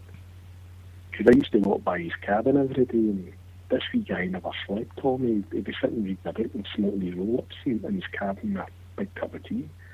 And I said to him one night, I said, Tony, do you know drink? And he said, oh, do you know sleep? And I went, when you get to my age, Stevie, you're scared to go to sleep in case you don't wake up. You know, he's a lovely old man. He's What age was he? 41? That's what I feel like to know at 41. I don't want to go to sleep in case I don't wake up. That's what I'm staging at to know. Fuck's sake. He was 64. His two daughters had married 23 years too young. American millionaires and lived in Virginia and had offered, him and his wife were still alive, and they'd offered to get them over to America and live and look after the grandkids and live the American life. And the wee old man says, I've been at sea over 50 years, I'm not going to chuck it now, you know. So that's an Uncle Al, but I was just a daft mellow birds maker, mate. I was nothing special. And as I was talking to that guy, whereabouts was that guy? Did you hear me talking to that guy last night? Where was he from? Texas, Waco, Texas. Have you ever been down Texas? Is it a good place to go? Would you recommend Texas before any, or would you recommend somewhere else? I was thinking Seattle, to go to somewhere in the USA. In Seattle, you know, the medicinal herb thing. I think that's a way to explore. Where would you say first? Would you go to Seattle or would you go to Waco, Texas? If given the choice. Obviously, if you go to Seattle, you've got Aberdeen, Seattle, where Kurt Cobain and that is. The old grunge music's not bad. Pacific Coast, you can't get the Pacific, mate. So Seattle, and it's a kind of temperate climate. I remember speaking to somebody that Brittany lassie. It's kind of nice, mellow climate. Have you been there, Seattle? Aye. No, the furthest north I've been on the Pacific Coast was San Francisco. Right. So how far north is that, Seattle? Is it in terms of driving? I mean, that's the way I know driving. So how many hours would you drive? Is it 4 or 5 hours? I can't remember what that is. It's a fair jaunt. obviously I'm on drive, I'm sort of snookered. So I find that it's a fair. The thing is, Texas is, if you mates have been to Texas, it's, I don't know, it wouldn't be me, mate. It wouldn't be me. Too many rednecks, too many hillbillies. I'd fancy the West Coast is good. I tell you, my favourite place in the West Coast is San Diego. It's a beautiful city. San Diego. Is it not too deserty? Is that not quite hot in the summer? Does that get quite? San Diego's about 15 miles from the Mexican border. So also the place where they filmed the end of Top Gun. I've been in the pub. They did that. That was quite good. Is it, Seattle? Is that closer to the Canadian border? Is that more closer to the Canadian border? Seattle, aye, is it? Yeah, Seattle is right up the top, mate. Yeah. Yeah, up the top. I see. See, that's frying in the sun like a fucking lizard. This isn't for me. I mean, I like a bit of sun weather, but I like a bit of diversity, bit of global diversity. You know what I mean? Look, it's like what you were saying to.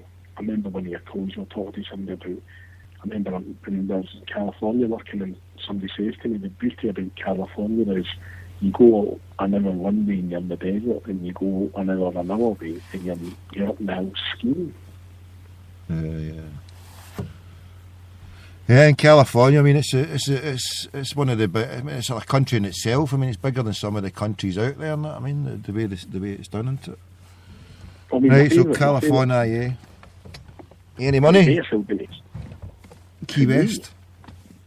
Any money? Gives a flight to get here, mate. I'm the biggest busted flush ever, mate. Things have went bad to us, mate, and it's just fucking. I need out of here big time, mate. I can't be bothered. I'm sitting here, mate. I think I'm on strike, mate. I refuse to do anything. There's fucking. I'm not doing anything, mate. It's not being retiring now. It's a joint conglomerate of retirement and strike, and just can't be fucked, mate. I refuse to do anything until I leave here. I'm not going to work another day, mate. Fuck it. Going to tap us a flight to go here, and I'll fucking send you when I can get my first day of work. I fucking had enough, mate. Honestly, mate, that's the way I feel it now, mate. I mean, I became a taxi driver to take me out of the capitalist system, but now, and it has worked to a degree because, I mean, but now I refuse to even take part in the capitalist system. But that now, this is full dropout system, mate. With that Keene, New Hampshire. What about New Hampshire? Is that any good? Is that what's that like for climate wise? It depends what you want to. You know what I mean? It's like Glasgow the last few days. Everybody that's been out roasting and getting sunburnt, the weather's went back again. So I don't bother masking out in it, mate. It just does nothing for me. Don't mind a wee bit my forearms and knocking down for a medal buds to the wee belly or something, but that's it. I don't like it. I like it. I like the fact that it's nice and it's nice weather, but like you say, I refuse to go and sit out in it and get burnt by it. So is any of your family members attending the Stone Roses this weekend? No, mate, no, not at all. You're a fan, Tommy. Twitter's just mental with the Stone Roses.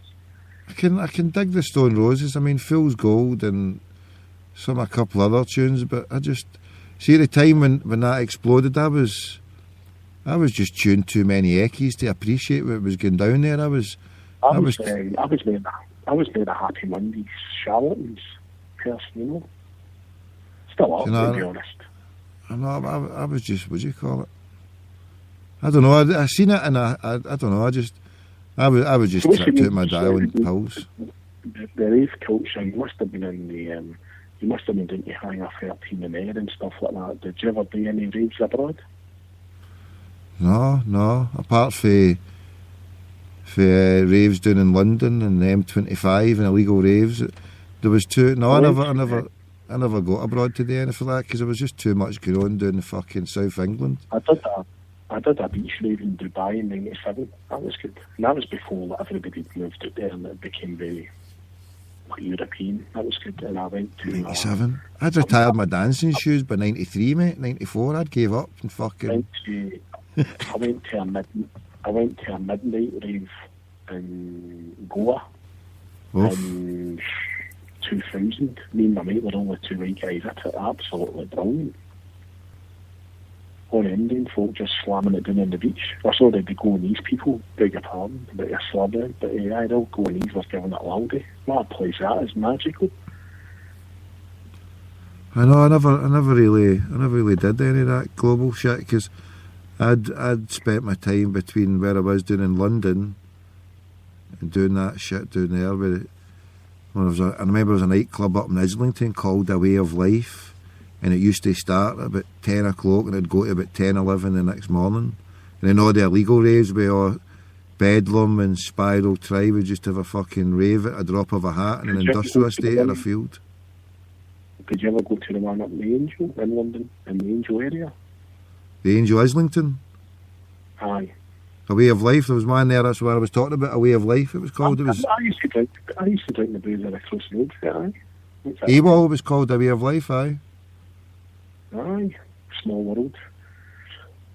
I was in because I used to go up and sit and get stoned with a couple of Scouse blokes on you, and ended up if I'd had an Eckie or whatever. That's going back to the price where the Eckies were dearer, but you sit there and then it'd pop a pill about 2, 3 o'clock, and then start to come up on it like that, right? And we would tune into pirate radio. Find out where the fucking rave is. I mean, you could jump from where he stayed in New Cross, Peckham. You could jump there and you could go, I don't know, like Hackney or North London. You'd be paying like £8-9. You'd be travelling for like fucking hours or about half an hour through London, and like, all you would have is a number. You'd be having to jump out at phone boxes or get the guy to tune into the fucking radio station and then jump out and feed a phone box to phone the cunts. Because this was the early 90s, so unless you were David Gordon Gecko, you had no mobile phones. You had to tune in or tell the taxi driver that, or you would hear what it was, or you would phone it before you left the house, and you would hopefully get to speak to somebody and say, right, go to this industrial estate and then fucking listen to the music, and you drive about fucking. That used to be the best buzz, trying to find a fucking place, and then you go in and there'd be all crusty ravers with mad fucking dreadlocks that. It's not even Bob Marley would put on his head, you know what I mean? You'd be like, what the fuck? I remember there was one time it wasn't a rave, it was actually a riot in London, and it was over the criminal justice bill. And the first one was in the middle of summer, and it was brilliant. It was at Trafalgar Square, and the fountains were there, and the lassies who didn't take their taps off to show their diddies, then they should have done it because the water was getting splashed everywhere, and it was some buzz. But 3 months later, I've never seen, and I'd been to raves at different places, but I'd never seen a group of fucking ne'er-do-well, I don't know, and I'm pretty sure this was Rent-A-Mob that you hear about sometimes, you know. They were just crazy fucking people that. I used to love that rave. The rave time that was one of the best times of my life. So you actually went abroad and did it? Or I never did it abroad. I just did it at home. I was a homegrown raver. Obviously, with my job, it was we sort of get told there was stuff going on, and we'd sneaked in, and it was good. You know, it was just like locals and all that. It's like this. Let's get green this weekend. I was thinking to myself, I've got the Old Fool's Gold 12-inch, an actual gold vinyl version of it, and I mean, the crowd that's going to be at that gig, the ones our age will be trying to relive their youth. And the 17-year-olds and 18-year-olds are going to be at it, are going to be like trying to imagine what it was like to see them the first time, you know. So you gone? You got a ticket? No, I'm not going to ask them. And as I say, they're a band, I like about 5 of their songs. I've been to see the Charlatans. For me, the Charlatans are just brilliant, you know, because they keep producing music and it's a good standard and they've kept it going for 20 years. Are the Charlatans still gone, aye? Aye. Bunch of fucking charlatans. I caught them a few times, various places, but all great, you know, and I think the Happy Mondays are touring in November. And I prefer their music, you know. You're not taking away for the Stone Roses and what they are, and obviously very iconic, but they're just. I've seen some YouTube stuff with Finsbury Park at the weekend there, and it sounded a bit flat. I don't know. Let's see. Is that where they played there last weekend? Were they playing in Finsbury Park, aye? I think they played Harper, but Davey for the homeboys. He's seen them in Dublin a while ago. He's a big fan and enjoyed it. But as I say, it's that you're into it. I mean, hopefully it's a good day for everybody, and everybody gets a turn at it, you know. Yeah. What time's it kick off there? Is it early in the day? Is it in the? I guess it's an earlier one. I think the View's playing Primal Scream support them as well, so it should be a bigger event. You know, probably say about 2:30 down there. So the View, Primal Scream, and Stone Roses. Aye, is that the three? I think maybe Jake Bug is playing as well. He'll be starting that half. Then it'll be the View. Then it'll be the Scream. And then it will be the Stone Roses. Oof. So it's starting about early doors, all the way going through to about 10, 11 o'clock at night, aye? I'd probably say about 11 there, aye. I think 11's a licence, isn't it? But we're not allowed to play music outdoors in Glasgow after 11. It'll be Panda fucking minimum then, Panda minimum all over the place. And how many's gone? Is it 20, 30,000, or how many's allowed in there? Yeah, but I believe so, mate, aye. I can't believe it. I won't believe in the Sunshine State that day, and it'll just be mental, won't it? It'll be a good crack to see what's happening, aye. I know the Admiral Bardi have got Clint Booth in Spiral Carpets. He's doing a DJ set after it. I don't know if it's a guest list or tickets or whatever. Them dates listing in it's going to do it and after it, you know what I mean? But I've got to be good, mate. I mean, my mates back in the day, I think I've said to you before, I mean, my mates, did I ever tell you the story about Pink Floyd with my mate, no? No. Oh, I love this one. Boy, I up with Stuart, really nice guy, really into the music scene. And he lived in London. All his mates played the local bands and stuff, and they did a bit of roadieing for various folk and humping gear about. And Stuart was an office manager at the time, and he got a phone call, "What are you doing tonight?" And he says, "No, nothing." He says, "Right, I've got a gig on, can you give us a hand?" He says, "What do you want me to do?" And he says, "Right, we'll pick you up at 5 o'clock, blah, blah, blah. Wear something smart." So Stuart get pressed up, and they jumped, the car stopped at Earl's Court, and Pink Floyd were playing. And they said, "Right, what's the job?" And then, "Right, you can't get paid, but you don't get paid for this, but it's a good job deal, isn't it?" And they went, "I need bother." And they went in, and it was Pink Floyd's barman before they went on stage. And when was this? The Earl's Court, the time they played down there in the 90s. Right. And they said the whole band were fantastic. They were just sitting drinking tea, coffee, whatever. And they said the only guy who was a bit of a prick was the saxophone player. Who they go to say to you, they're a bit pretentious, they slam around his way and opening a bottle of pink champagne. He said, "The rest of them were not on their arse, multi-millionaires." And he said, when the gig started, they said to Stuart, "Right, that's you, cheers, we've got a professional band coming in after that, that's you for the night, you'll be going to the after show." He sat on the edge of the stage and they could see him, a bottle of champagne with Pink Floyd on it at the same time. For the whole night, they could see him, mate. You know what I mean? Absolutely brilliant. Okay. And who was that, sorry, you said? Who was that? That was one of your mates? That's a boy who used to call Stuart, aye. Stuart? Aye, he's dined it in that story a few times with Scan Time. Doesn't get better than that. Aye, Pink Floyd. Would he make it a special one, now calling himself the Happy One and back to Chelsea? Well, I paid hundreds of pounds chasing Barcelona to beat those bastards wherever he would go, just in remembrance what that fucker did to us in Seville. And it was a pleasure to be in the third tier of the new camp to see 5 goals go past the bastards. Sadly, I was there as well when the bastards beat Barca in the last one. even get spat upon by the royalists from Madrid for my troubles. But I will now, thankfully, Ferguson has left Man U, and even although I like the Scousers in Liverpool, I will give 100% support to Davy Moyes, the Fenian brother in Man U, and hopefully I might even win that game. I think I might go down to that to rub it into Mourinho. Chelsea in Manchester, I think I might go to see that. What do you reckon? Anybody against that wee bastard? I think he's anti-football. I think he's do you know think they obviously, Tommy, if you have a broader perspective, and I know you can't tweet stuff at us because people just laugh at you, but obviously you've got to respect, and he's a big Barcelona fan. I think he sort of, I know he did well at Inter and when European Cup, and Inter's a very big team as well, but do you not think maybe the job was just too big for him? I think he's been found out in a sense where managing teams like Madrid or Barcelona, or even, I'll be callous enough to say clubs like Celtic or Manchester United, there's a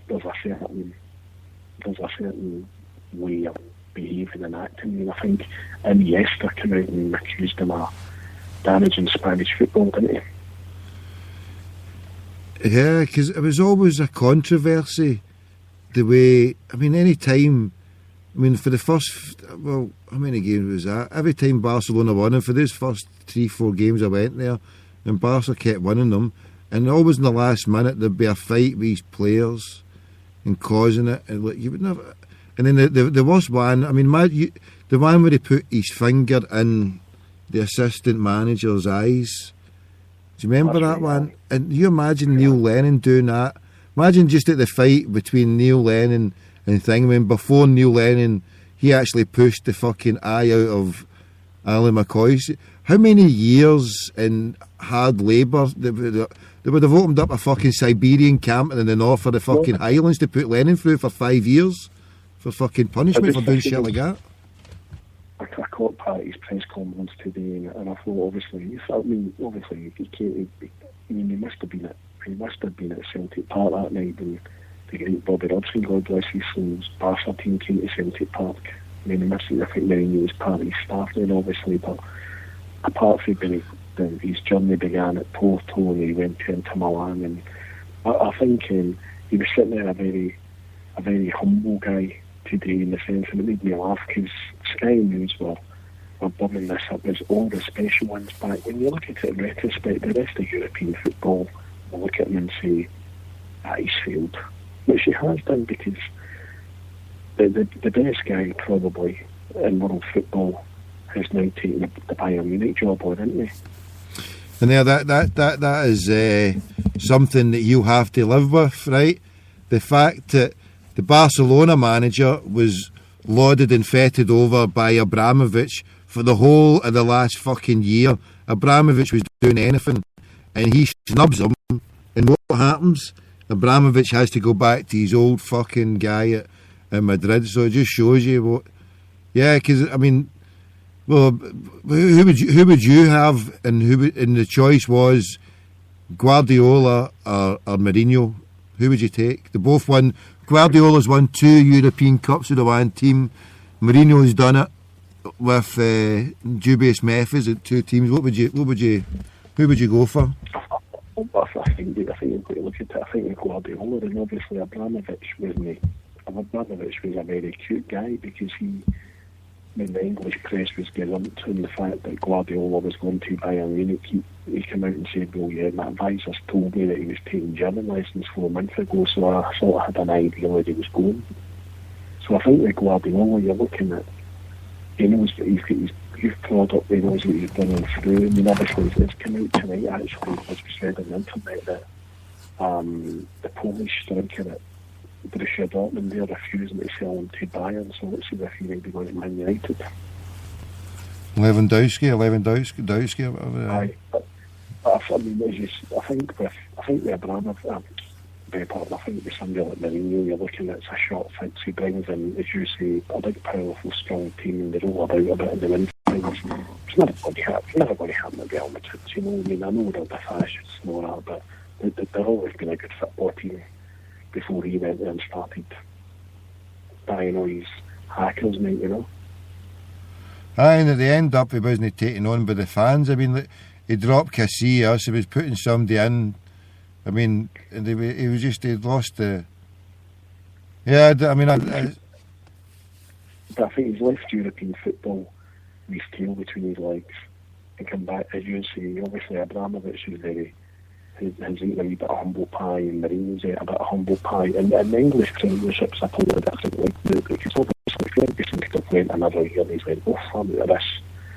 So Man United's got a good strong team, they've got a young aggressive manager who's wanted to prove himself. Manchester City's obviously up there. Wenger's going to be buying, so it's going to be interesting to see how Mourinho gets on there, because I mean, the spine of that team, I mean, obviously guys like John Terry and all that, there was alleged bad stories about how it all ended the last time we had in Mourinho and stuff, so it should be interesting, mate. in particular with that Abramovich, he's trigger happy and he got rid of the cunt before, so there could be a case of, like you say, like, Man City are a different proposition now altogether, so it's not going to be a two-horse race, you know what I mean, between Chelsea and Man United. And like you say, Arsenal, I mean, I don't know, I hope they don't. Unless they get rid of that Wenger, I hope they never have won anything at all, because what he did with us, mate, is sin die. But yeah, I hope Man United, I mean, if Liverpool could do something, but if they're losing Suarez, then they're no fucking chance, they couldn't build. So it's down to Man United, and I'll be happy. I'll be happy to support them as long as they get ahead of Chelsea. You know what I mean? Because I just think his brand of football and his way of football, it's a win at all costs. You know, to I don't know. I don't like winning football. If it means destroying football and you have to win it, then put me down in a fucking Accrington Stanley and lose every game. I'd rather football survive and have a team of shite. You know what I mean? Celtic, when we had a team of shite, you know what I mean? We got on with it and we made the best of it, you know what I mean? But I don't know, I can't stand cheats, mate. I can't stand cheats. He's hung up on me. Cheats and liars and people hang up on me. Yeah. Who's this? Where did he go? Fucking Australia. South Australia. Where did I get his? What the fuck's happening here? Did somebody Australia phone me here? Who did they phone? No answer call. Where did that happen? Where did they go?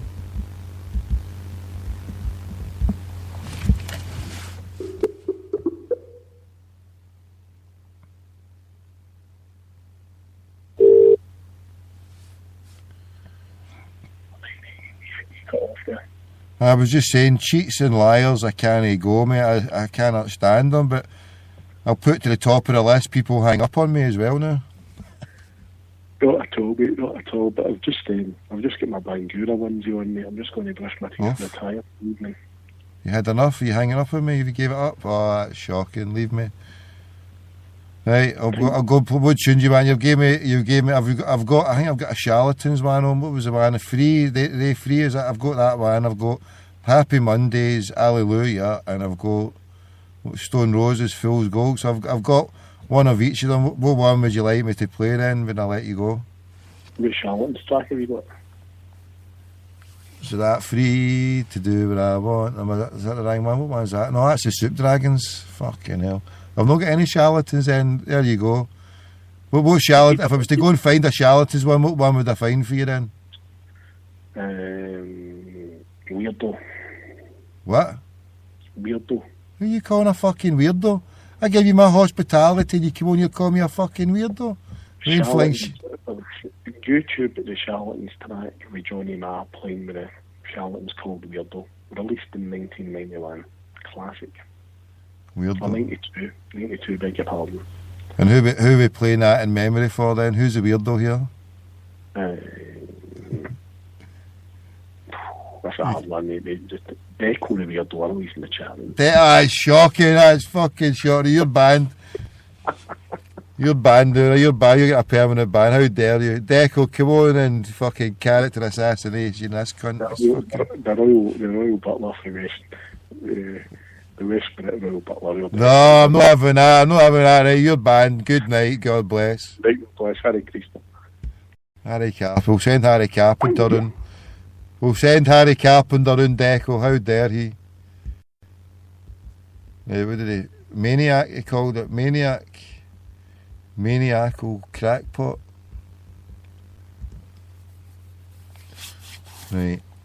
As much as I like that Hallelujah, I think we'll go for Fool's Gold. Aye, Fool's Gold, because it's got the Tommy Gold into it. Fools. It's got my two names, Fools and a Gold. Yes, I'm a fool unto myself. I'm a fool unto myself. David Murray meets Tommy Gold. Oh, right, there we go. Oh, look at that one. Right, okay, we'll do a little golden medley here. We'll get a wee heat up here. How long have we got left? An hour, 126. What time is it now? What time? 2:34.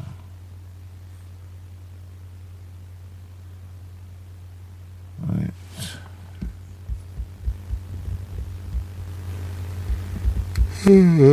Starting to yawn. That's my alarm call. First alarm call to finish up.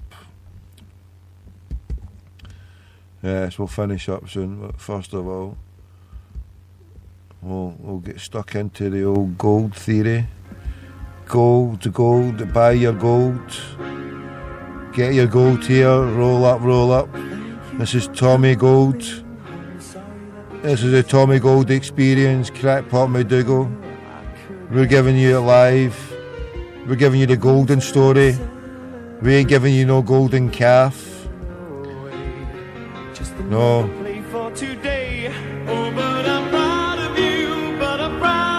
Come on, Martin. Tell me what it is.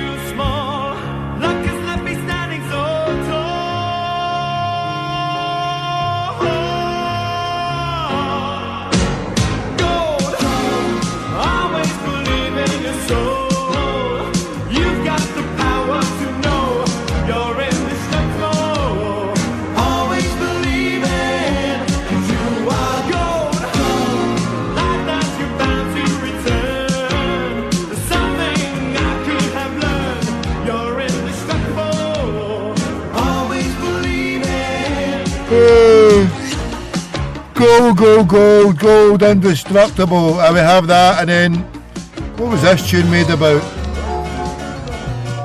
Oh, we got the Golden Brown with the Stranglers, a song about heroin, about smack.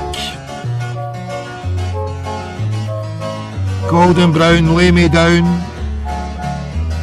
Never a frown with Golden Brown. Texture like sun lays me down. With my mind she runs throughout the night. No need to fight, never a frown with golden brown. Every time, just like the last, on her ship, tied to the mast, to distant lands, takes both my hands, never a frown with golden brown.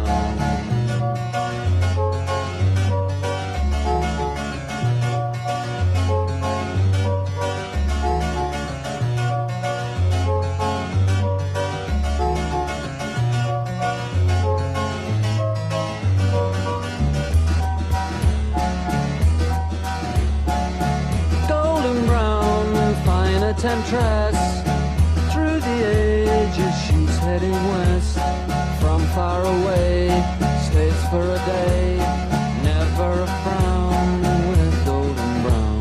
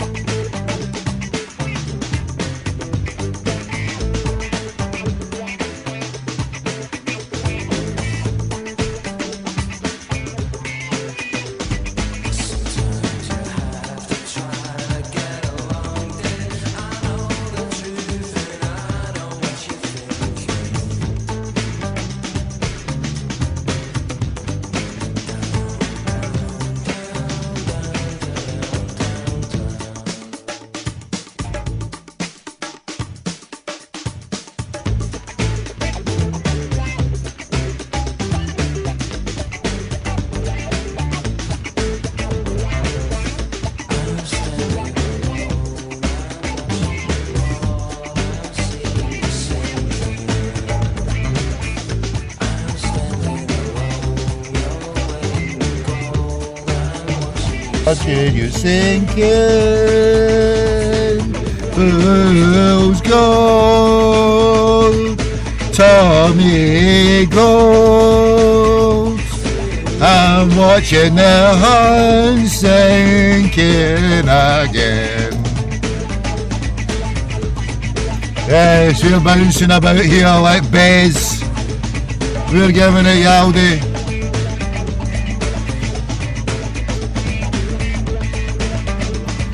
Yes.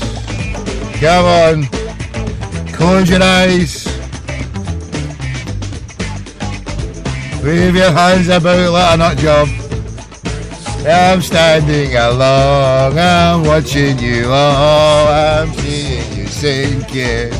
Sink you bastards in Ibrox. I'm watching you go, I'm watching you sinking.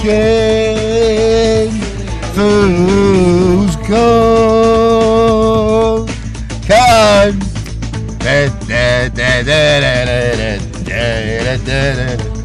Yes, we're driving here in a tin-foiled armour-plated Mercedes. We're bouncing about like crackpots. Crackpot McDougall style. Increase the peace, fight the power, sack the Bilderbergs, fuck the Rothschild banking cabal. This is Crackpot Radio. We're taking radio to new depths.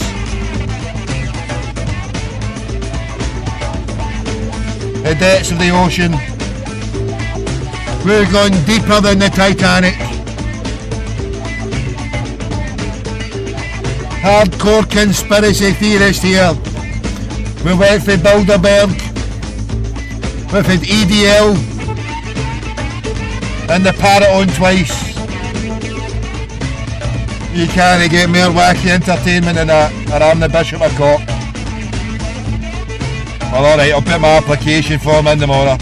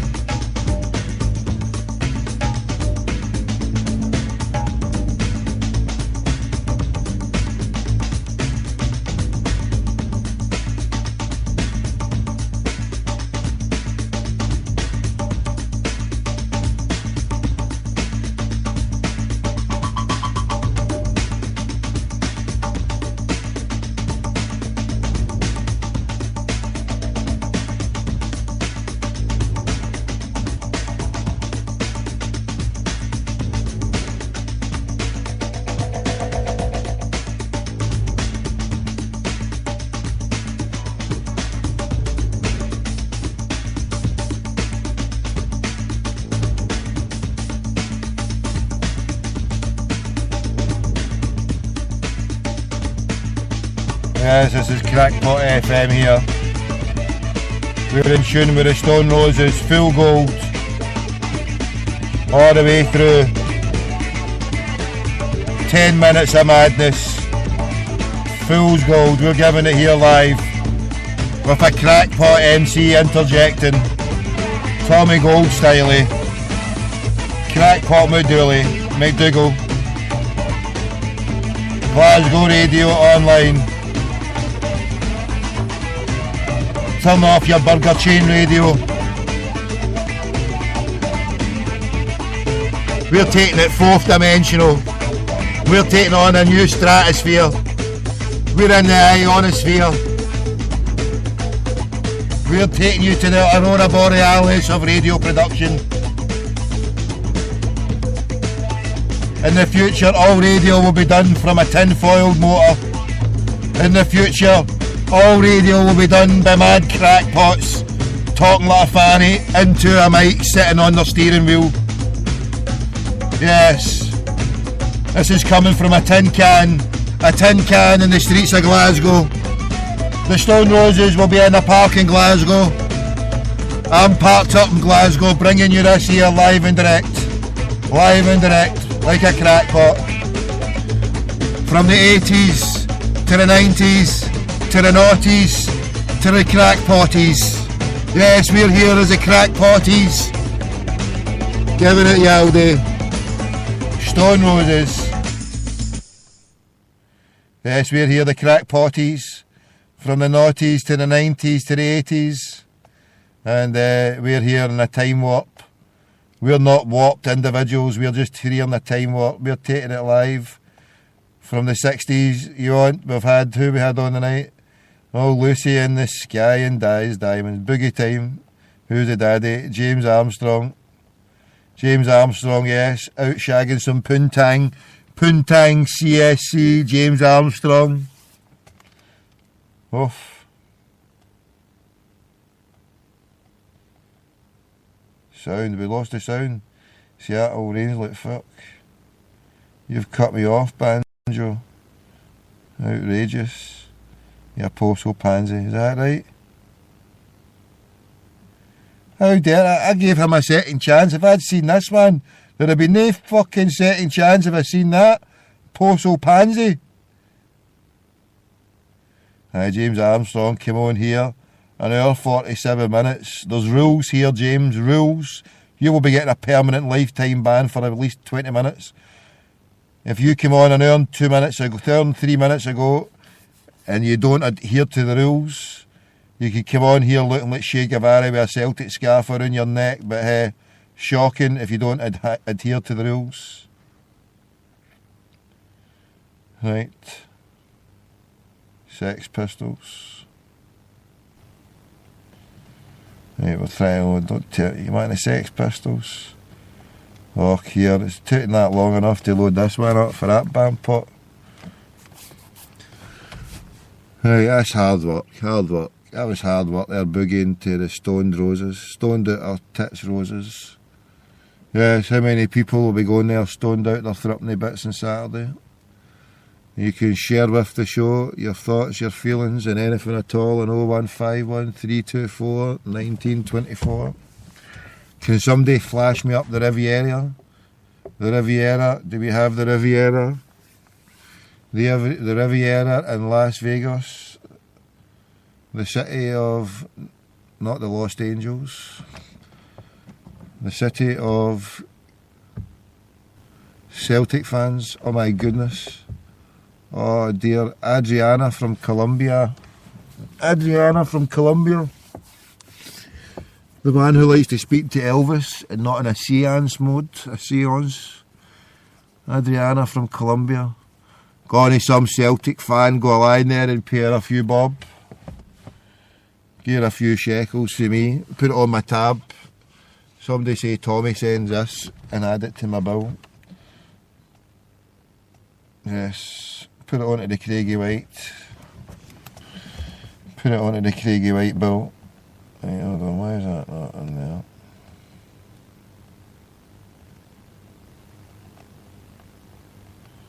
Right, we should scroll this one away like this. You can't whack this. You can't whack lyrics like this. You can't whack music like this, you know.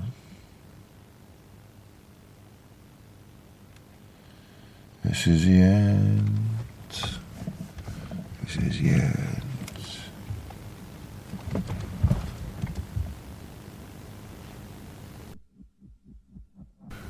At this point my eyes are shut. I'm being transported away to Vietnam. 50 years ago, Vietnam. What has changed? What has changed? War after war. Aggression after aggression. Gonna sit back and chill out, everybody. Chill out, chill out.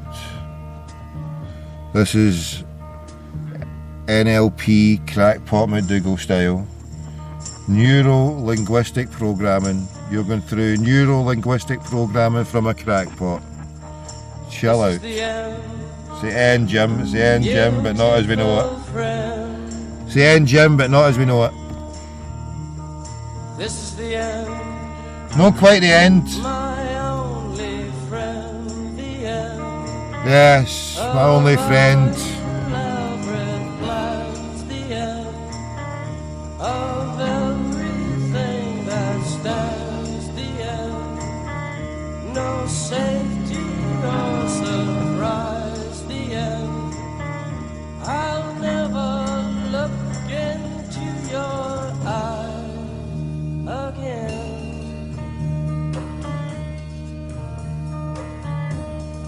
Can you picture what will be? So limitless and free, desperately in need of some stranger's hand in a desperate land.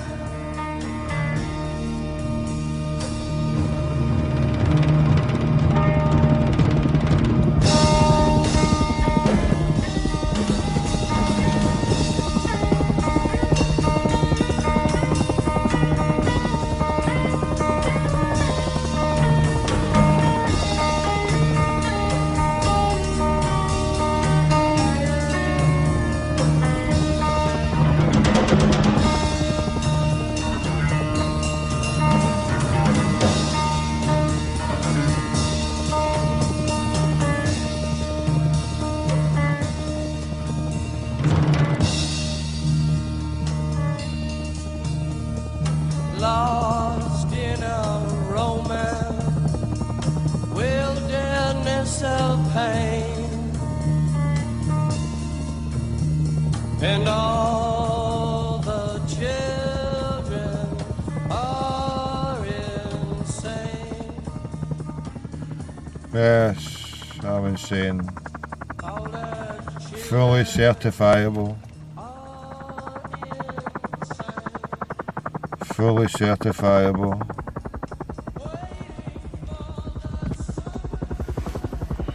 I'm fully certifiable.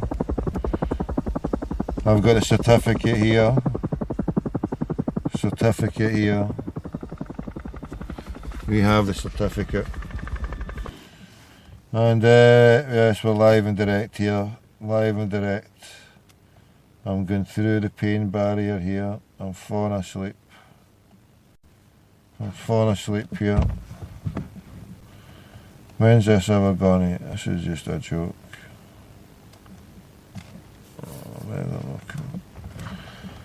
Yes. Does anybody get the Riviera number? They need to find the Riviera number. Anyone? It's 4 minutes to 3. Is there anyone out there? Is there anyone out there? Is there anyone out there?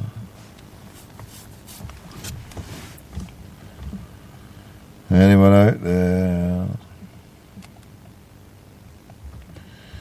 Is there anyone out there? Come out, wherever you are.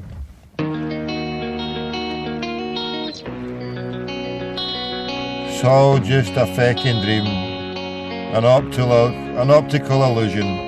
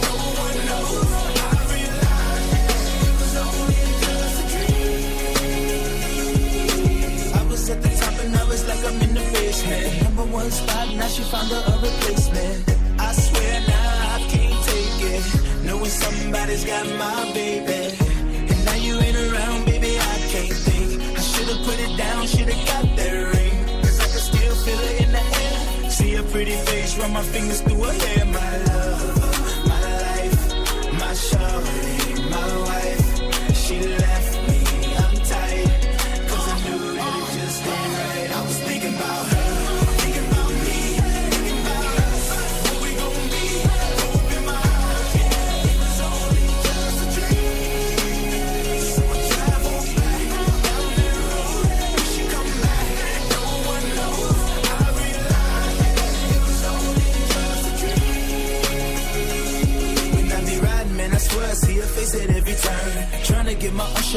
can't let it burn. And I just hope she know that she the only one I yearn for. More and more I miss her, what will I learn? Didn't give her all my love, I guess now I got my payback. Now I'm in the club thinking all about my baby.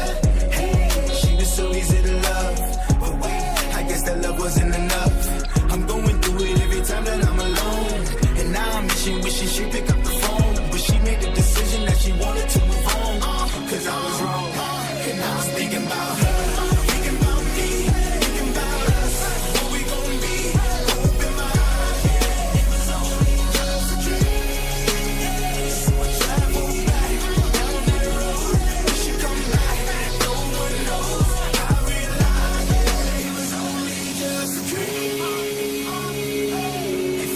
Somebody put your hands up. If you ever love somebody, put your hands up. And let it go, and you wish you could give them everything, everything.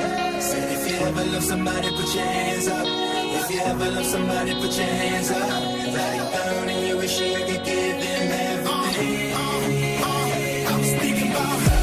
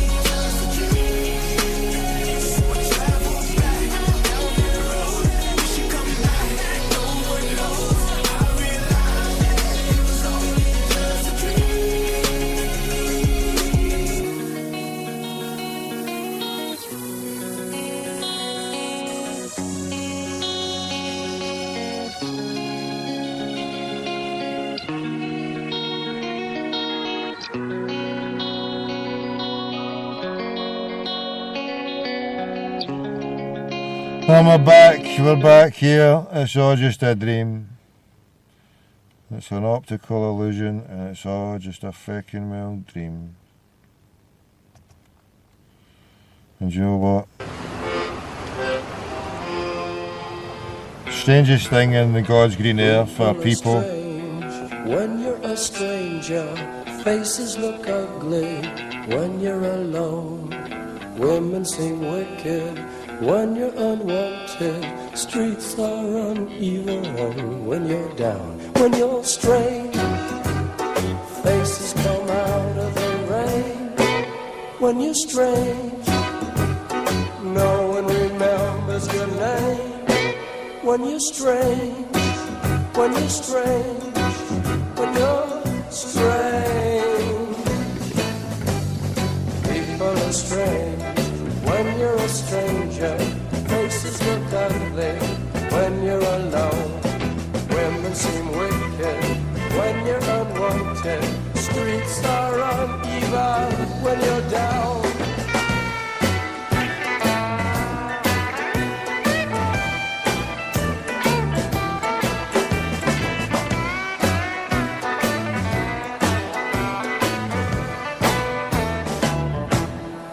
when you're strange, faces come out of the rain. When you're strange, no one remembers your name. When you're strange, when you're strange, when you're strange. Alright, yeah.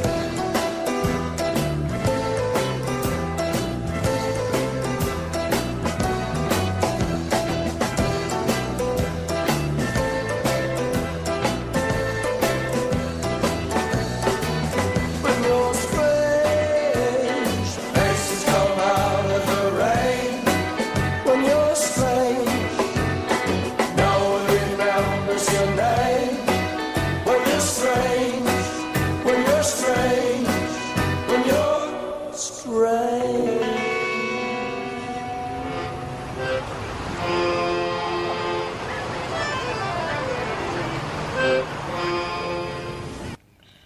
Yes, I'm strange.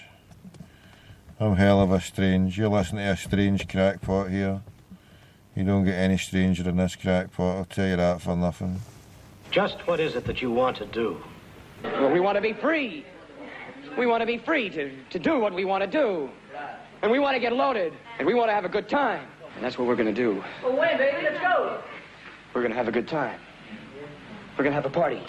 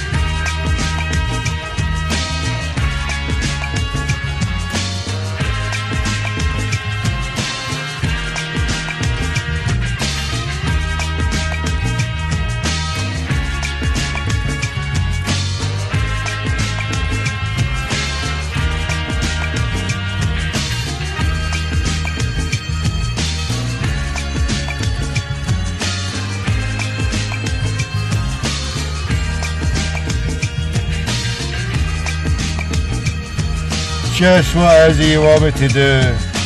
Give me a number, give me a number. I'll phone fucking anywhere for you.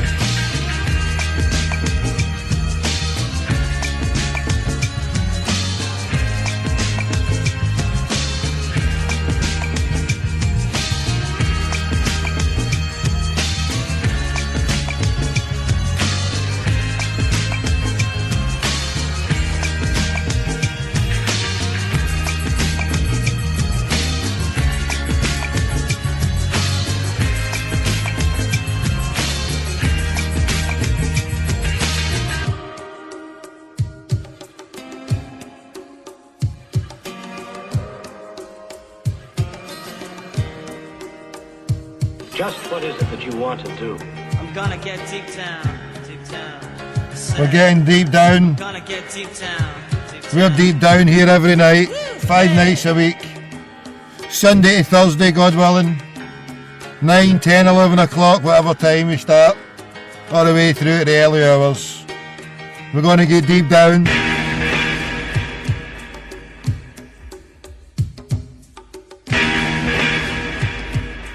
We want to be free to do what we want to do.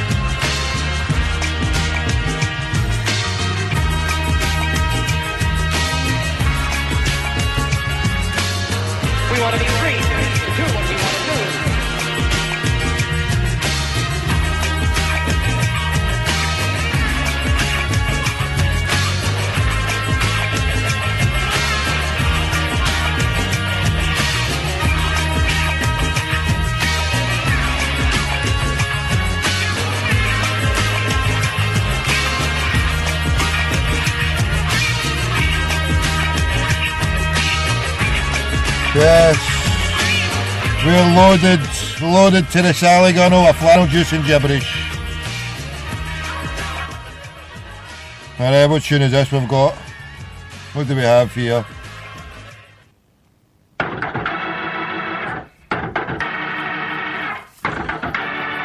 It's the Weirdo song.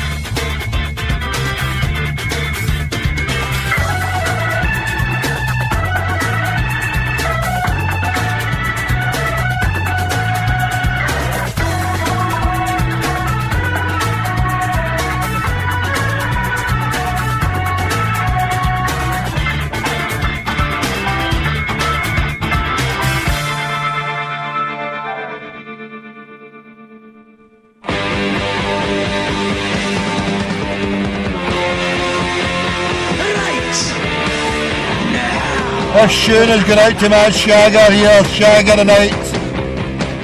What a man shagger tonight. I am an anti-coaster. I am an anarchoaster. Don't know what I want, but I know how to get it. I want to destroy passerby, 'cause I want to be anarchy. Now dogs, buddy, anarchy for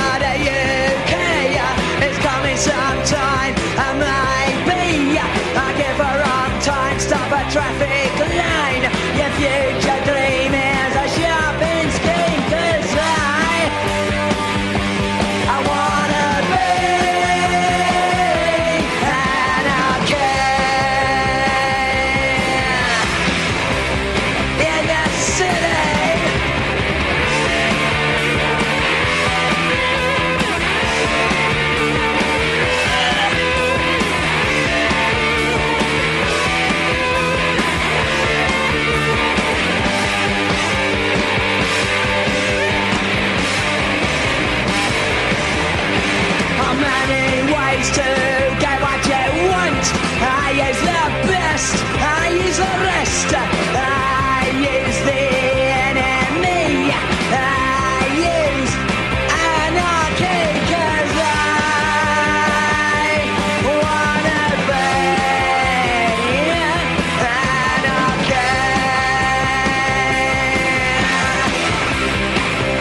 It's the only way to be.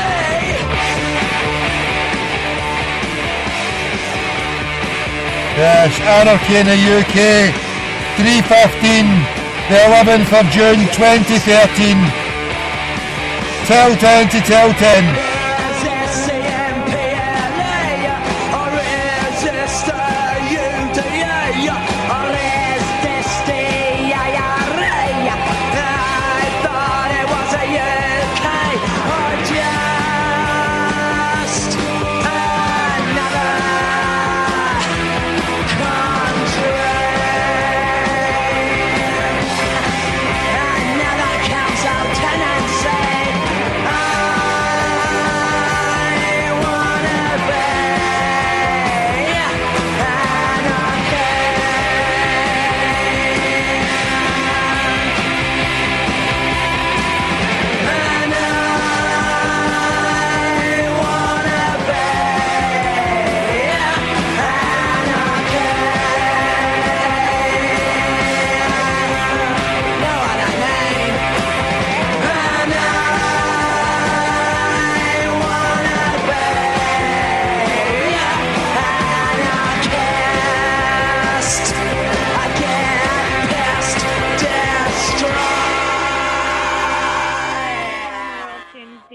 Located on Main Street, opens at 4 in the morning. Come join us for our Millionaire Monday. How can I help you?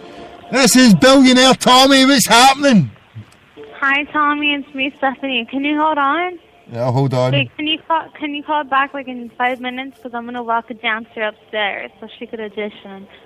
Okay, 5 minutes. Okay, bye. Alright. Oh, wee Latina Stephanie shaking her little Latina booty there. Teaching somebody with the Babylon tick, the Babylon trick. Busting some moves there.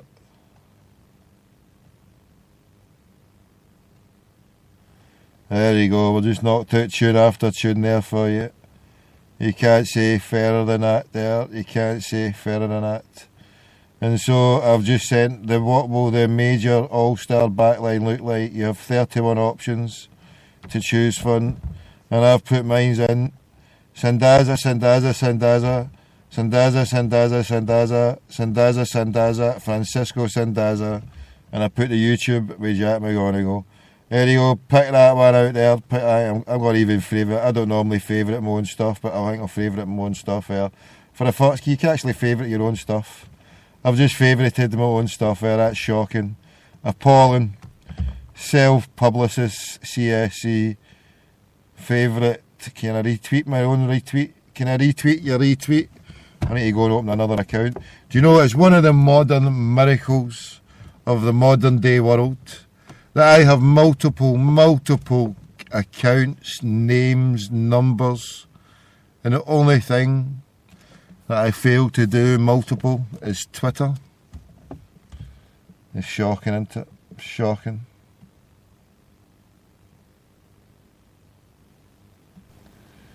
Right, so let's see.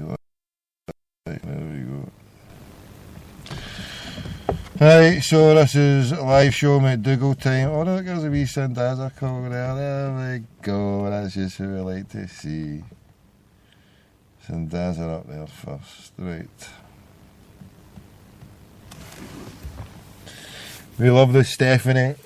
Oh, Shagger Armstrong there. He loves the Stephanie. He's already knocked one out tonight. He's going for a double. You looking to get a double? If there was Concorde there, we'd fly you over to achieve your double for the night, before the night's out. But I don't think it's possible, brother. I don't think it's possible. We'll not get you over there in time, no. Never mind, c'est la vie, c'est la vie. I'm telling you, it's getting cold here. This is shocking. I'm about to put the engine on here again to get warmed up. What has this come to? Global freeze. The global freeze is here. We're running out of time. I can't be bothered going for any other numbers. We're just waiting for the lovely Stephanie. We're waiting for the lovely Stephanie to come here and service us. Come on, Stephanie, come and clean the pipes out here. The pipe needs a cleaned out, Stephanie. Right. So I'm going through all these ones here. I need to find a tune that I've not played in ages.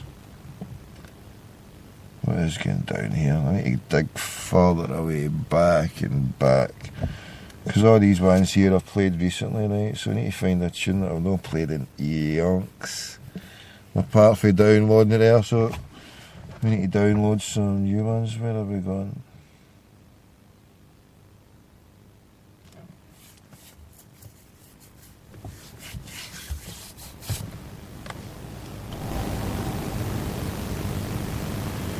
Crack pot there.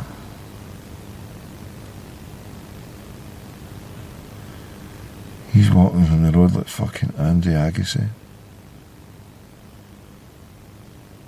Look at the state of that gun. Oh, there's some fucking moon howlers about Glasgow. It's only 21 0321 and Andre Agassi, the tennis player, has just walked in past me in Glasgow. Fucking heckin'. We've just seen Andre Agassi there. With his hands in the pocket, walking about. Like Inspector Clouseau, dressed as Andre Agassi. Fucking hell.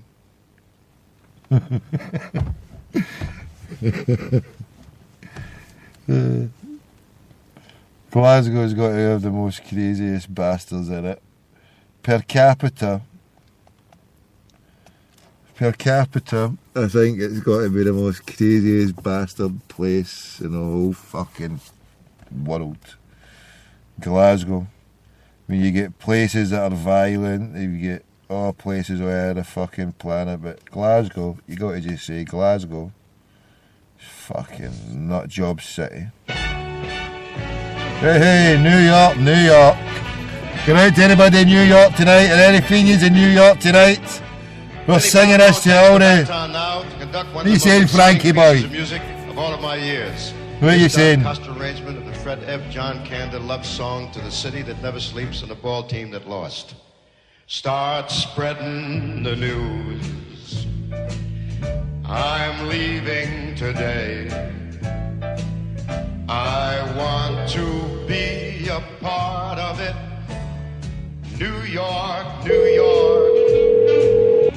These vagabonds. Thank you for calling the world famous Deja Vu, located on Main Street, up until 5 a.m. Please come join us for 2 for on Tuesdays in the VIP. This is Kelly. Let me help you.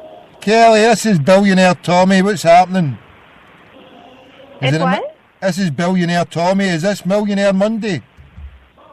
Yeah. Listen, I'm coming to put Benjamin Franklin right in your poontang. Tell me the coordinates and I'll be there, hen. Stacey, your millionaire's on the phone. A billionaire, I'm a billionaire, not a millionaire. He's a millionaire. A fucking billionaire, I told you. Who's there? Where's Stephanie? Hi. Who's there? It's Stephanie. It's not Stephanie. Hi, how are you doing? Yeah, come to the phone, I can't hear you. Do you want to meet my friend Tally? Who? She's a porn star. Who's the porn star? Yeah. Who? Put the lady porn star. We don't want any men porn stars here. We don't need no men porn stars. We need women porn stars. You've been a bad boy. Who's been a bad boy? Oof. Yeah, I mean flying shite to the moon, yeah, moon howlers out in Los Angeles. We've got Frankie boy saying hello to all the Fenians in New York. right through the very heart of it. New York, New York. I want to wake up in a city that doesn't sleep and find I'm king of the hill, top of the heap. My small town blues, they are melting away. I will make a brand new start of it in old New York. If I can make it there, I'll make it. Anywhere, it's up to you. New York, New York.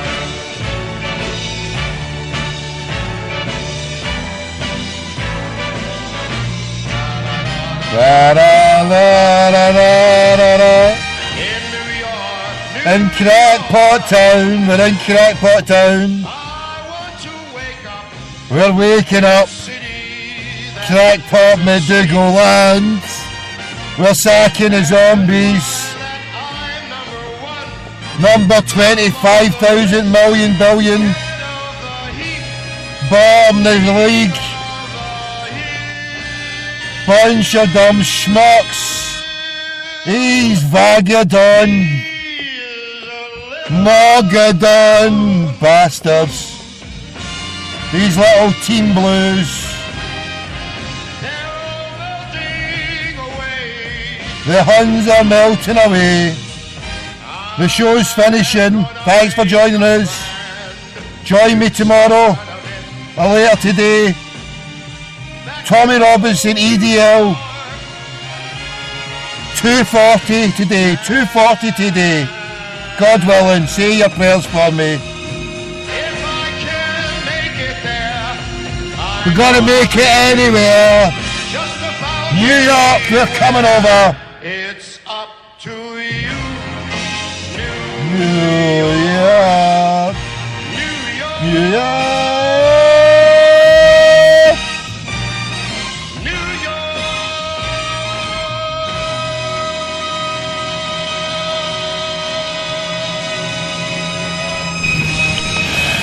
So anybody in the USA or heading to the USA for the Celtic Convention, we salute your courage and indefatigability, and we're finishing the show off tonight. Sing this out for me tonight. God night, God bless.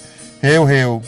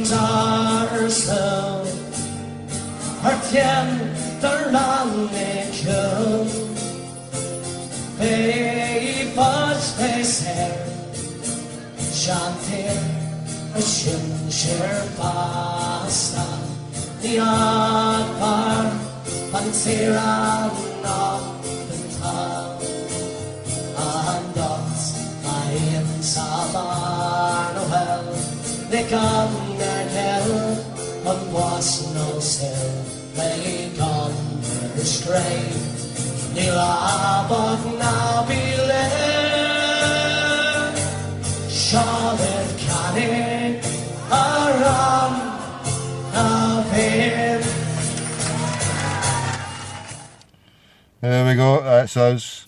Another 5-hour show, spectacular. Tell 10 to tell 10 if you liked it, retweet to retweet. We're always here, we're there, they're everywhere. Islam, CSC, increase the peace, fight the power. God bless. Seek the truth, reject falsehood.